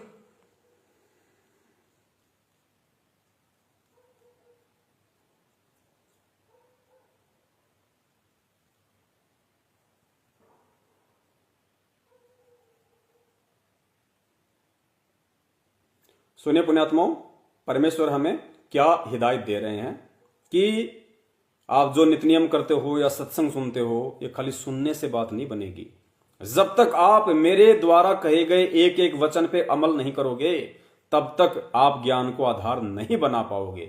और ये मार्ग कहने सुनने का नहीं है, ये कर पाड़ने का है। कर पाड़ने का मतलब गुरुजी के वचनों पे मर मिटना। तो इन नित्य नियम करने का डेली हमें जो पाठ करते हैं, इससे ज्ञान यज्ञ तो होता ही है। ज्ञान यज्ञ के साथ हमने समाधान भी इसका साथ पैरेलल करना पड़ेगा, तभी इसके पढ़ने का लाभ है। एक लाभ तो हो गया ज्ञान यज्ञ का, और उसके ऊपर अमल हमने किया नहीं, उसका काम फिर सारा बिगड़ गया। तो कहते हैं ये बातें कहन सुन के नहीं भाई, ये कर पाड़न की है। अब आगे पुण्यात्माओं, परमपिता परमेश्वर संशय की स्थिति में एक भगत को सही और गलत का निर्णय करने के लिए किस चीज को आधार बनाना चाहिए, वो परमात्मा हमें विशेष तौर से समझा रहे हैं। और ये वीडियो, ये बातें परमेश्वर की, ये 4-5 मिनट का वीडियो है। विशेष तौर से आप लोगों को एक एक शब्द पे ध्यान देने की जरूरत है। भले कमेंट्स मत करो, हमें कमेंट से कोई मतलब नहीं है। शेयर आपने कर दिया, काफी है। वीडियो खत्म होने के बाद भी हम इस प्रक्रिया पे आगे बढ़ सकते हैं। लेकिन ये जो परमेश्वर के जो वचन हैं, हमने एक एक वचन को ध्यान से सुनना है। और बीच बीच में दास आपको परमेश्वर की दी हुई बुद्धि से आपको समझाने का सरल भाषा में प्रयोग करेगा, ताकि वास्तव में आपको यह लगे कि हम किस दिशा में जा रहे हैं और हमें जाना किस दिशा में था।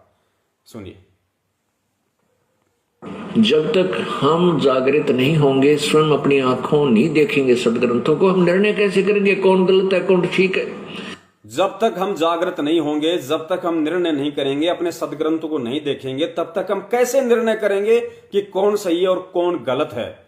पुण्यात्माओं, सतगुरु की शरण में आने के बाद में हमारा सबसे बड़ा यदि कोई शास्त्र है, कोई ग्रंथ है, तो केवल यह परमेश्वर द्वारा रचित पुस्तक हैं। तो दास आपको पैरेलल लेके चलेगा, समांतर आपको सारी बातें बताएगा, परमेश्वर कहां बोल रहे हैं और इस सत्संग के माध्यम से परमात्मा अपने भक्तों को क्या समझाना चाहते हैं, उस चीज को भी दास समांतर आपको बताता हुआ चलेगा। तो परमेश्वर कहते हैं कि जब तक हम अपने सदग्रंथों को नहीं देखेंगे, तो हमारे एक भगत के लिए सबसे बड़ा यदि कोई सदग्रंथ होता है तो केवल उसके गुरुदेव के द्वारा लिखित पुस्तकें और उसके गुरुदेव के द्वारा किए गए जो सत्संग हैं, वो उसके लिए सबसे बड़े सदग्रंथ होते हैं। तो जब तक हम इन पुस्तकों में गुरुदेव ने हमें भक्ति मार्ग की क्या क्या सावधानियां बताई हैं, जब तक हम उनको नहीं देखेंगे, जब तक हम उनसे परिचित नहीं होंगे, तो हम कैसे निर्णय करेंगे कि क्या सही है और क्या गलत है? कहन सुन के नहीं भाई, ये कृपाणन की है। जब तक हम जागृत नहीं होंगे, स्वयं अपनी आंखों नहीं देखेंगे सदग्रंथों को, हम निर्णय कैसे करेंगे कौन गलत है कौन ठीक है? तो दास का उद्देश्य है कि आपको प्रोजेक्टर के ऊपर टीवी चैनल, सीडीज के माध्यम से चैनलों जो है, ये सब तरीके से आपको परमात्मा की महिमा सदग्रंथों में दिखा दूं कि सदग्रंथ ये बताते हैं। फिर आप भगत बनोगे, तब तो आप भक्त बनोगे, योगी बनोगे। जैसे गीता जी अध्याय नंबर 2 के श्लोक 53 में कहा कि अर्जुन, जब तेरी बुद्धि भिन्न भिन्न प्रकार के भ्रमित करने वाले वचनों से, ज्ञानों से वापस हटके एक तत्व ज्ञान में, परमात्मा के तत्व ज्ञान में स्थिर हो जाएगी, तब तो तू योग को प्राप्त होगा, तब तो तू योगी होगा, भक्त बनेगा। भक्त वही होता है जो संशय रहित हो जावे। फिर भक्ति करनी है, सीधे ढंग से करते रहेंगे। भगत वही होता है जो संशय रहित हो जाए, उसके बाद में फिर भक्ति करनी है और फिर हम भगत कहलाएंगे। तो पुण्यात्मा, ये कितनी बड़ी बात परमेश्वर ने कही है कि भगत वही होता है जो संशय रहित हो जाता है। लेकिन आज पूरा भगत समाज सत्सेवकों को छोड़ के संशय में डूबा हुआ है। इसीलिए परमात्मा ने शंका समाधान प्रोग्राम शुरू करवाया है। ये बहुत बड़ी दया है परमेश्वर की पूरी संगत पे। तो भगत हम तब बनेंगे, अपने आप को भगत हम तब कह सकते हैं जब हम शंका रहित हो जाएं, संशय रहित हो जाएं। कब शंका रहित हो जाएं? किन बातों को लेके हो जाएं? जिन बातों को लेके काल अपने एजेंटों के माध्यम से हमें भ्रमित करने की कोशिश करेगा, इस भक्ति मार्ग पे गुरु के आदेश की आड़ में भ्रमित करने की कोशिश करेगा। तो यहां पे सतगुरुदेव जी हमें समझाना चाह रहे हैं कि वो समय आएगा भक्ति मार्ग में, काल भक्तों को ही मोहरा बनाएगा अपने एजेंट के रूप में, संगत को भ्रमित करने के लिए मेरे आदेश की आड़ में कि गुरुजी ऐसा कह रहे हैं। और गुरुजी कह रहे हैं कि उस समय जब तुम शंका रहित हो जाओगे, संशय रहित हो जाओगे कि क्या सही है क्या गलत है, गुरुदेव ने क्या आदेश दे रखे हैं, भक्ति मार्ग पे किस तरीके से चलने का निर्देश दिया है और लोग हमें किस राह पे चला रहे हैं, जब तुम ये निर्णय कर लोगे और हिम्मत कर लोगे, एक मार्ग चुन लोगे ज्ञान आधार का, तब तो तुम भगत बनोगे। उसके बाद तो तुम्हारी भक्ति शुरू होगी। जब हम जंगल में खड़े हैं, वन में, और वहां पुण्यात्मा ध्यान रखना, दास ने पहले कहा था कि दास आपको बराबर समझाता जाएगा।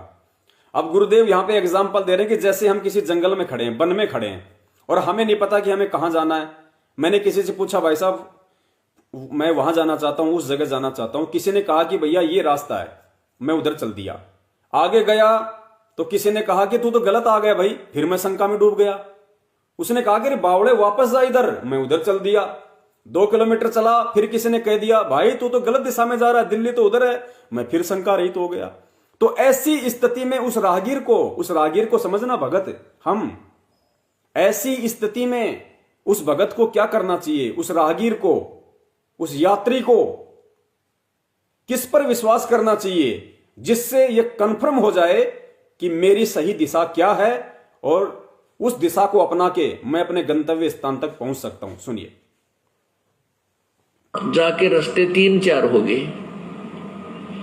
हम इस रास्ते चल पड़े, अपनी आइडियत या किसी नालायक नकली ने बता दिया कि तुम अपना घर इधर है, इधर चले जाओ। किसी नालायक नकली ने बता दिया और मिसगाइड कर दिया, तो नालायक नकली समझो सतलोक आश्रम मैनेजमेंट हरियाणा को, पूज्य गुरुदेव के कलयुगी परिवार को। इन्होंने हमें मिसगाइड कर दिया, हमें गुरुदेव की आड़ में राजनीति का मार्ग दिखा दिया, हमें आरक्षणबाजियों का मार्ग दिखा दिया, हमें गुंडों की सीबीआई जांच करने का कुमार्ग दिखा दिया, हमारे को करनी सेना को 5-5 लाख रुपए यानी कुपात्रों को दान धर्म देने वाला मार्ग दिखा दिया, और हम उस मार्ग पे चल पड़े।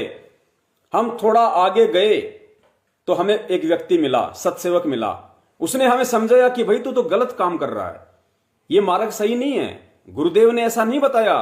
देख, गुरुदेव ने तो ये बताया अपने सत्संगों में कि हमारा राजनीति से कोई लेना देना नहीं। तो फिर वो भगत भ्रमित हो गया कि यार बात तो तेरी सही है, सत्संग तो मैंने भी सुने हैं, लेकिन ये लोग मेरे को ऐसा कह रहे हैं। तो कुछ दिन वो सही चला, फिर उसके बाद में कोई ऐसा आदेश काल प्रेरणा से तोड़ मरोड़ के संगत में निकाल दिया। उसको लगा यार बात तो सही लगती है, फिर वो उस तरफ चल दिया। फिर उसको कभी कोई सत्सेवक मिला, फिर उसको सत्य से परिचित करवाया, फिर वो भ्रमित हो गया। सुनिए। या किसी नालायक नकली ने बता दिया कि तुम अपना घर इधर है, इधर चले जाओ। अब वो जा रहा है, उसके बताए अनुसार आगे किसी ने कह दिया कि भाई तेरा रास्ता ठीक नहीं, तू तो गलत जा रहा है। तो वो तो पड़ गया समझ उसमें। तो क्या करूं भाई, एक से पूछता है, फिर दूसरे ने बताया कि ये रास्ता ठीक नहीं, ये इधर से जाओ, फिर उधर चल पड़ा। वो रास्ते में फिर किसी ने कह दिया कि तू तो गलत आ गया है। तो उसका निर्णय कैसे हो? उसका निर्णय होगा कि मैप मानचित्र हो आपके पास, फिर कोई दिखावे कि देख ये मानचित्र है, यहाँ 3 रास्ते 4 रास्ते, तू यहाँ खड़ा है और तेरा घर इस मार्ग पे है। उस मानचित्र से फिर आपको दृढ़ विश्वास हो जाएगा कि अब मेरा रास्ता गलत है, अब मैं जो अब ग्रहण किया है मानचित्र देख ये सही है। फिर कोई उस संशय की स्थिति में उस यात्री को यदि कोई सही दिशा दे सकता है तो कौन? मानचित्र, जो इस ज्ञान गंगा पुस्तक के पीछे है कि जिंद किधर है, इशार किधर है।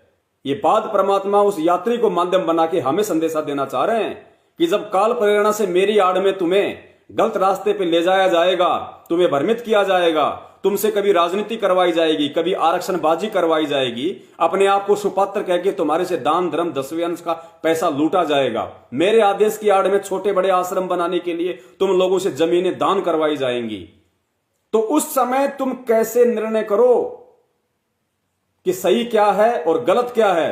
तो जिस प्रकार ये मानचित्र को देख के वो यात्री अपनी दिशा सही कर लेता है, ठीक इसी प्रकार इस ज्ञान गंगा को देखकर, इसके अंदर लिखे हुए शब्दों को पढ़कर, गुरुजी के सत्संगों को सुनकर, उनके ज्ञान को आधार बनाकर जब कोई हमें बता दे, मानचित्र दिखा दे, कोई सत्सेवक आपको सच्चाई से रूबरू करवा दे, गुरुजी के सत्संग सुना के, पुस्तकों में दिखा के, उसके बाद आपने अपनी दिशा को चेंज कर लेना चाहिए कि वास्तव में मैं तो गलत दिशा में जा रहा था और गुरुजी ने मुझे किस दिशा में जाने के लिए कहा था।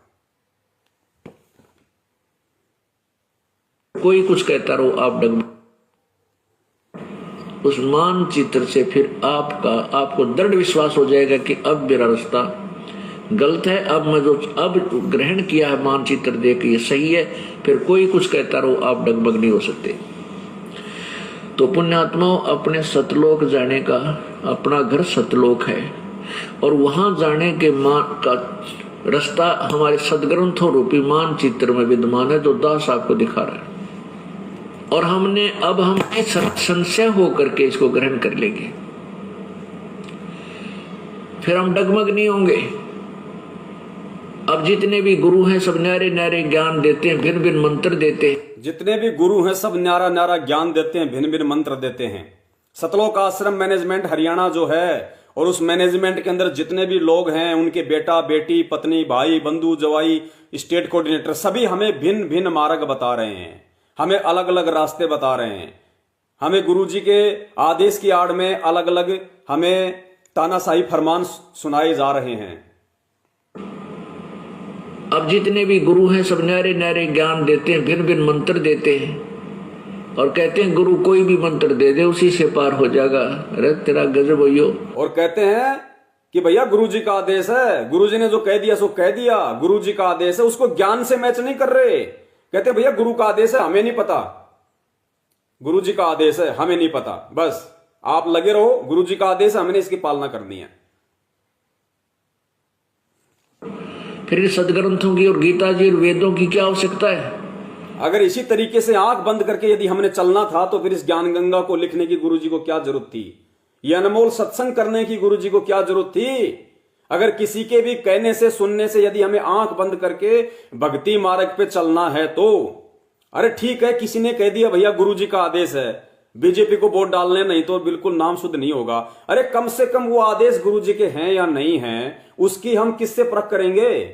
गुरुजी के मुख से तो कोई सुन नहीं रहा, तो फिर किससे परख करेंगे? हम इससे परख करेंगे।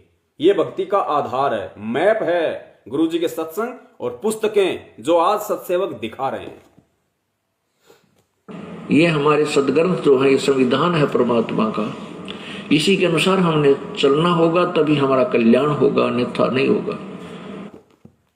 स्पष्ट कह दिया गुरुदेव ने, यानी गुरुदेव ने स्पष्ट कह दिया कि जब तक तुम इस भक्ति मार्ग पे मेरे वचनों पे नहीं चलोगे, मैंने जो ज्ञान दे दिया, जो सत्संग कर दिए, जो पुस्तकें लिख दी और जो मैंने फाइनल उनमें लिख दिया तुम्हारे लिए नियम मर्यादा, किस तरीके से चलना है, कहां ठोकर लगेगी, जब तक तुम इन सदग्रंथों को आधार नहीं बनाओगे, मेरे सत्संगों को आधार नहीं बनाओगे, जब तक ज्ञान को आधार नहीं बनाओगे, तब तक सतलोक नहीं जा सकते। गुरुदेव ने स्पष्ट यहां पे क्लियर कर दिया है। उसके बाद में एक और एग्जाम्पल बहुत ही बेहतर तरीके से अपने बच्चों को समझाने के लिए परमपिता परमेश्वर ने एक किसान का एग्जाम्पल दिया है। दास पैरालल आपको समझाता हुआ चलेगा। किसान समझना परम पूज्य सतगुरु रामपाल जी महाराज, बेटा समझना संगत। पहले सुन लीजिए थोड़ा। रामदास जी से प्रार्थना की कि जैसे एक किसान था, उसको बहुत ही देर के उपरांत एक संतान रूप में पुत्र प्राप्त हुआ। एक किसान था, उसको बहुत ही देर के उपरांत एक पुत्र के रूप में संतान उत्पन्न हुई। वो किसान संत रामपाल जी महाराज जी था, जिसको सन 1994 से यानी 38 साल के बाद संतान उत्पन्न हुई, यानी भगत बनने शुरू हुए। बहुत ही देर के उपरांत एक संतान रूप में पुत्र प्राप्त हुआ। पुत्र 12 वर्ष का हुआ तो पिता की आयु 65 वर्ष की हो चुकी थी। किसान ने सोचा कि किसान 65 वर्ष का हुआ तो पुत्र की आयु मात्र 12 वर्ष की थी। संत रामपाल जी महाराज जी ने देखा कि काल प्रेरणा से सतलोक आश्रम मैनेजमेंट हरियाणा के कुकर्मों के चलते उस अंतर्यामी को पता था कि अब मुझे जेल होने वाली है। उस समय उसकी संगत बहुत कम थी, बच्चे इतना ज्ञान को आधार नहीं बना पाए थे। तो उस किसान ने क्या सोचा, संत रामपाल जी महाराज जी ने क्या सोचा की हो चुकी थी। किसान ने सोचा कि मैं वृद्ध हो चुका हूं, ना जाने कब यहां से जाने का समय आ जाए, मेरा पुत्र अभी बच्चा है, इसके लिए मैं अपने इस कृषि के अनुभव को लिख देता हूं और बच्चे को किसान ने सोचा कि ना जाने कब मेरा यहां से जाने का समय हो जाए और मेरा बच्चा अभी छोटा है, तो क्यों ना मैं अपने जो ये कृषि का जो अनुभव है मैं इसको एक पुस्तक में लिख जाऊं। तो संत रामपाल जी महाराज जी जो अंतर्यामी परमेश्वर है, उनको पता था कि बरवाला कांड होगा और बरवाला कांड में मैं जेल जाऊंगा। तो परमेश्वर ने सोचा कि जब मैं जेल जाऊंगा और मेरे बच्चे अभी छोटे हैं, ज्ञान आधार से अभी नादान है, इतना मुझे और भक्ति को समझ नहीं पाए, तो क्यों ना जेल जाने से पहले मैं अपने बच्चों के लिए इस भक्ति मार्ग का जो अनुभव है कि किस परिस्थिति में तुम्हें किस तरीके से निर्णय लेना है, क्यों ना मैं अपनी पुस्तकों में लिख जाऊं, क्यों ना मैं सत्संगों में लिख जाऊं, ताकि कल को मेरे जेल जाने के बाद, वो किसान कह रहा है कि मेरे मरने के बाद, जब मेरे बच्चे को वो कृषि का कार्य करने में यदि कोई दिक्कत आए, कोई समस्या आए, संत रामपाल जी महाराज जी रूपी किसान कह रहा है कि जब जेल जाने के बाद पीछे से मेरे बच्चे को काल प्रेरणा से यदि कोई भ्रमित करने की कोशिश करे, कोई समस्या उत्पन्न हो, वो यदि दो राहे पे खड़ा हो जाए, संशय में आ जाए, तो उस समय के लिए मैं अपने इस सारे भक्ति अनुभव को, कृषि अनुभव को इस पुस्तकों में लिख देता हूं, सत्संगों में बोल देता हूं, ताकि उस समय मेरा बच्चा मेरे द्वारा जो भक्ति अनुभव उसको बताए गए हैं सत्संग रूपी, पुस्तक रूपी, वो उनको पढ़ ले, उनको देख ले और निर्णय कर ले कि पिताजी ने मुझे किस तरीके से निर्देशित किया है। मैं देता हूं बेटा, जब भी तू किसी वस्तु के में किसी भी क्रिया में, किसी फसल के बीजने में अगर तू दिक्कत महसूस करे तो मेरे द्वारा लिखे हुए इस अनुभव का सहयोग लेना और इसको पढ़ लेना। पिता की मृत्यु हो जाती है, पिताजी जेल चले जाते हैं, संत रामपाल जी महाराज जी जेल चले जाते हैं, और वो पुत्र प्रतिदिन पिता के अनुभव को एक बार पाठ कर लेता है। और वो भगत संत रामपाल जी महाराज जी के सत्संगों को प्रतिदिन साधना टीवी पे 1 घंटा सुन लेता है। और जैसे पिता ने उसमें लिखा है ऐसे वो क्रिया कर नहीं रहा, और जैसा गुरुजी ने सत्संगों में करने के लिए कहा है, भक्ति मार्ग पे चलने के लिए निर्देशित किया है, ऐसा वो कर नहीं रहा, तो क्या वो सफल हो जाएगा अपने कृषि के व्यवसाय में? तो क्या वो सफल हो जाएगा उस भक्ति मार्ग में? तो धर्मदास जी ने क्या कहा?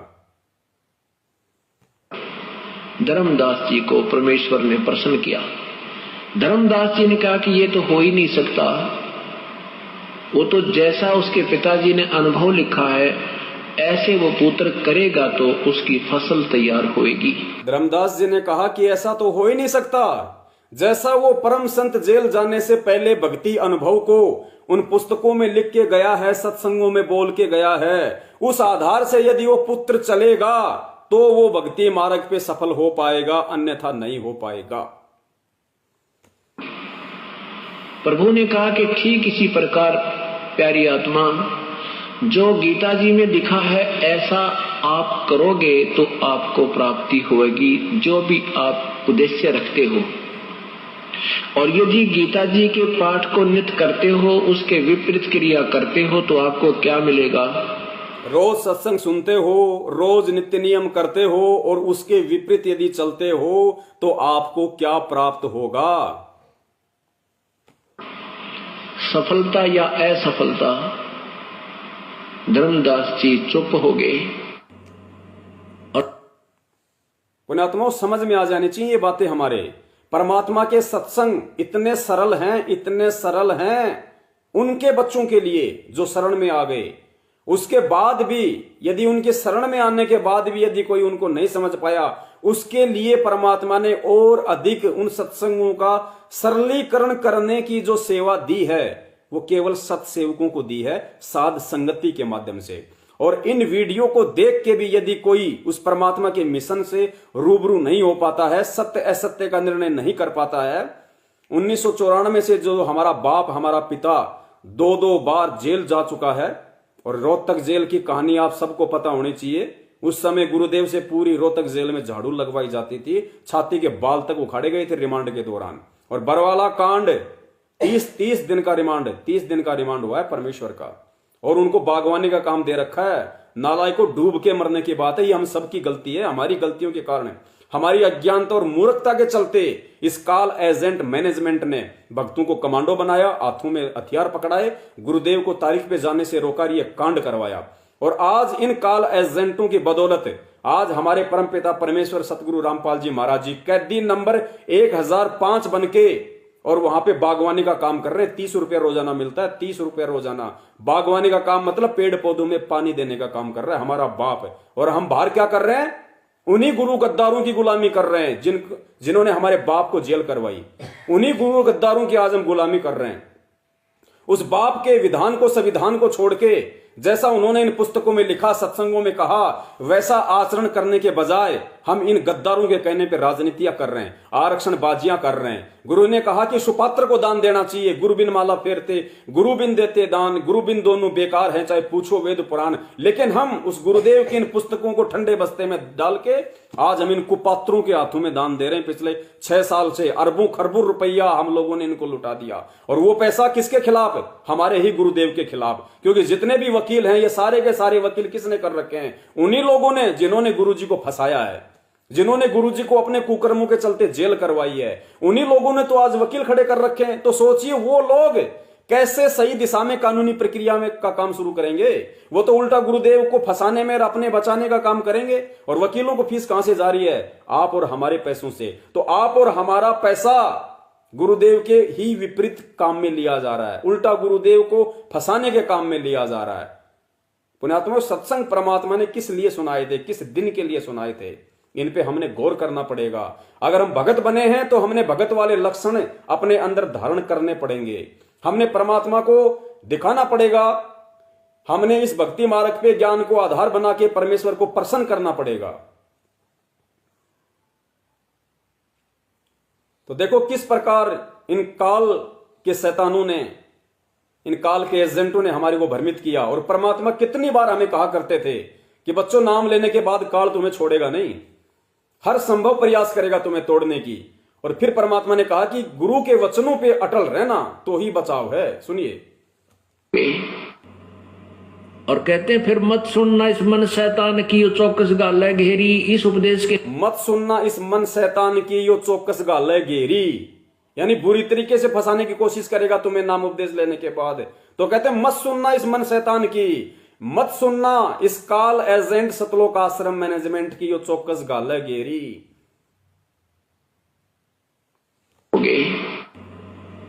और कहते हैं फिर मत सुनना इस मन शैतान की यो चौकस गाल है घेरी। इस उपदेश के लेने के बाद आपके मन में ना जाने कितने खरपतवार पैदा करेगा ये मन, और इस नाम से दूर करने की, ये नाम से दूर करने की ही तो सारी कोशिशें पिछले 3 साल से 5 साल से ये पीले पर्चे भेज भेज के, नकली ऑडियो निकाल निकाल के, कभी राजनीति, कभी आरक्षणबाजी, कभी जाट, कभी किसान, कभी क्या, कभी कुपात्रों को दान, कभी जाटों को दान, कभी करणी सेना को दान। ये क्या है? यही तो वो टोटके हैं काल भगवान के। ये कौन करेगा? परमात्मा तो अपने बच्चे को भ्रमित नहीं करेगा कभी। परमात्मा तो कभी भी अपने बच्चे को अपने ज्ञान के विपरीत चलने की शिक्षा नहीं देगा। तो ये सारी विपरीत शिक्षाएं कौन दे रहा है? कोई सत्सेवक नहीं दे रहे भाई। कौन दे रहा है? सतलोक आश्रम मैनेजमेंट हरियाणा, आपका नामदान संचालक, आपका कोऑर्डिनेटर, आपका स्टेट कोऑर्डिनेटर, गुरुजी की बेटी, गुरुजी का भाई, यही लोग तो सब आदेश पारित कर रहे हैं ये भक्ति विरुद्ध। तो कौन काल का एजेंट है और कौन आपको इन काल एजेंटों से छुटकारा दिलवाने के लिए इस साध संगति के माध्यम से वापस परमात्मा से जोड़ना चाहता है? पुण्यात्माओं, अपने भाई बहनों की पहचान करो कि तुम्हारा अपना कौन है और कौन तुम्हारा भाई बहन बन के तुम्ही को काल का आहार बनाने जा रहा है। और इस नाम से दूर करने की भरसक कोशिश होगी। लेकिन कहते इस मन शैतान की फिर मत सुनना, सतगुरु के वचन के ऊपर पूरा दृढ़ विश्वास रखना। सतगुरु के वचन के ऊपर पूरा दृढ़ विश्वास रखना। सतगुरु का वचन क्या है? इन पुस्तकों में जो परमेश्वर ने लिख दिया वो सतगुरु का वचन है। इन सत्संगों में जो परमेश्वर ने अपने मुख कमल से बोल दिया वो सतगुरु का वचन है। फिर मत सुनना, सतगुरु के वचन के ऊपर पूरा दृढ़ विश्वास रखना।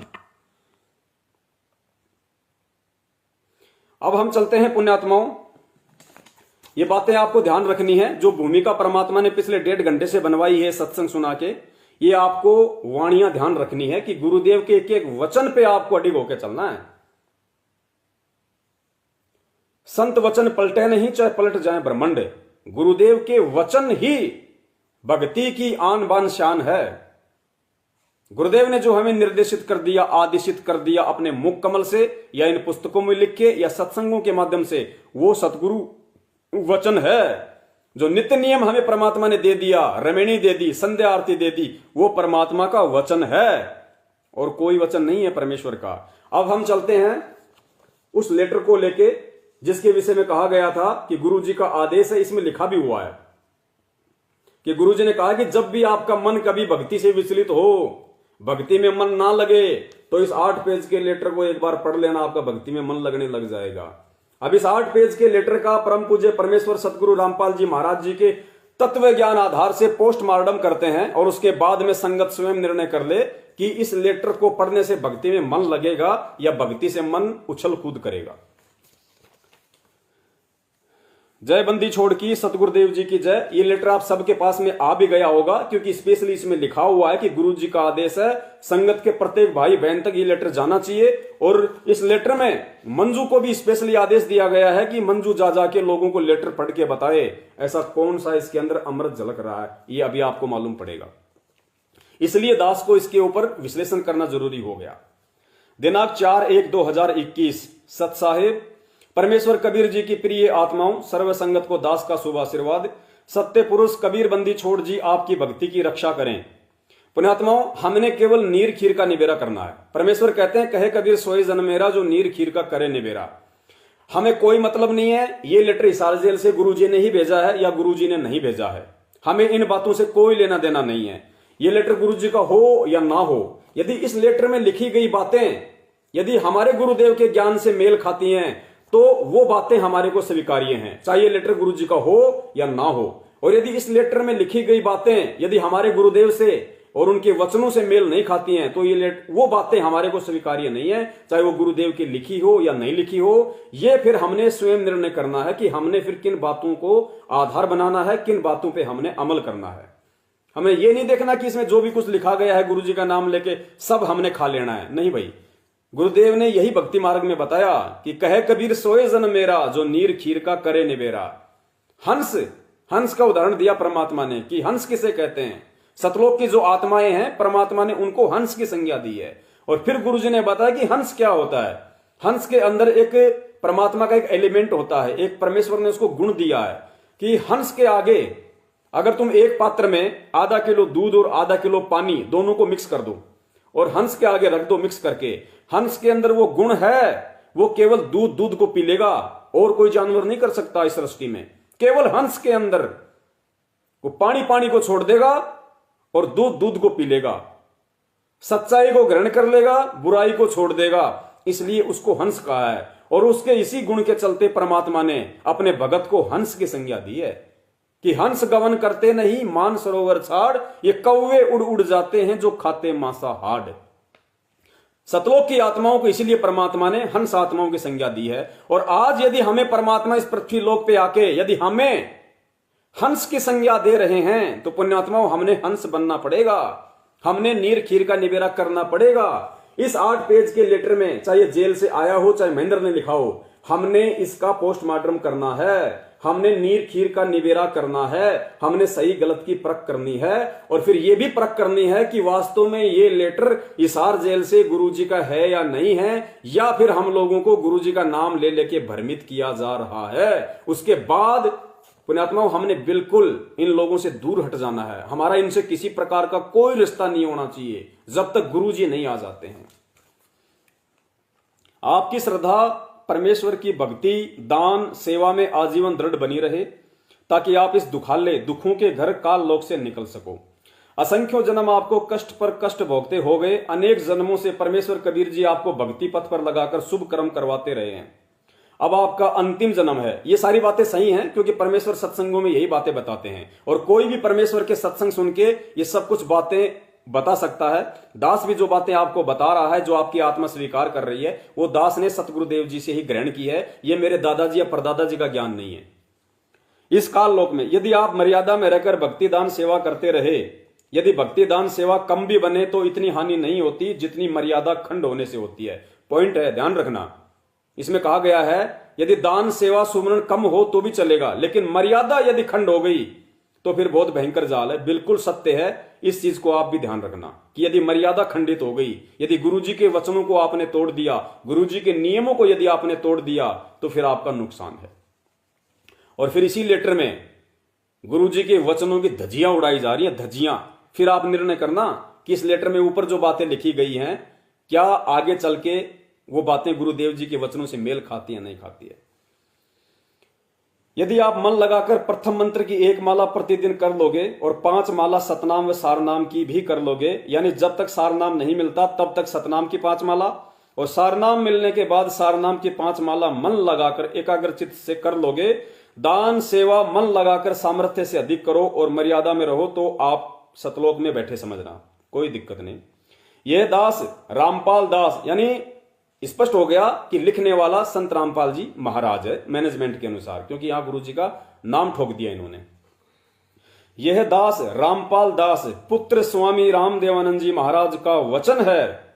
ब्रह्मांड पलट सकता है, सूर्य पश्चिम से उदय हो सकता है, परंतु दास का यह वचन नहीं पलट सकता। यह पॉइंट है, इसको ध्यान रखना। यहां गुरुदेव कह रहे हैं, हम इसको गुरुदेव का ही लेके चलेंगे तभी हम इसको समझ पाएंगे।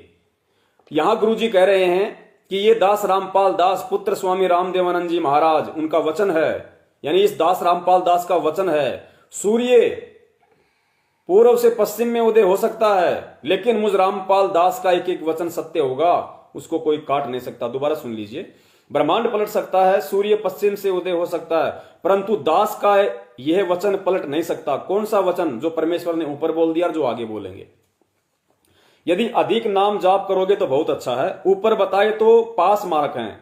वजीफा यानी मेरिट के लिए घना स्मरण करना पड़ता है, यह भी ध्यान रखना है। विश्व की 7.5 अरब जनसंख्या में से एक दास के पास ये सत्य ज्ञान व यथार्थ मोक्ष मंत्र मिले, सही बात है। नामदान का आदेश हुआ, बिल्कुल सही है। यह कितनी अद्भुत बात है। आप बच्चे हो, कभी ऐसे विचार नहीं करते, आप तो अपने को ही नहीं पहचानते, दास को पहचानना तो आपके बस की बात नहीं है, बिल्कुल सत्य है। यही भी दास को ही बताना पड़ता है, तब आप समझ सकते हो आप वो नेक आत्मा हो जिनके विषय में संत गरीबदास जी ने कहा है, गरीब लख बर सूरा जूझ ही लख बर सावंत दे, लख बर यति जहान में तब सतगुरु शरणा ले। इस वाणी के अर्थ को आप बहुत बार सुन चुके हैं, समझ लेना कि आप कौन हैं। अब आपको सतगुरु जी ने शरण में ले लिया है, इस अवसर को चूकना मत, नहीं तो गरीबदास ये वक्त जात है रोओगे इस पैरेनु। ठीक है, दास कौन है यह भी संकेत दास ने ही देना पड़ेगा, जिसके विषय में परमेश्वर के लाल संत गरीबदास जी ने निम्न वाणी कही है, गरीब तत्व भेद कोई ना कह रे झुमकरा, पैसे ऊपर नाच सुनो रे झुमकरा, कोट्यो मध्य कोई नहीं रे झुमकरा, अरबों में कोई ग्रक सुनो रे झुमकरा। विश्व की 7 अरब से ऊपर जनसंख्या में दास के अतिरिक्त किसी के पास ज्ञान व भक्ति विधि नहीं है। आप दास को हल्के में मत लो, अन्यथा 650 वर्ष पुराने गलती फिर कर बैठोगे। आज संगत वही गलतियां कर रही है सारी।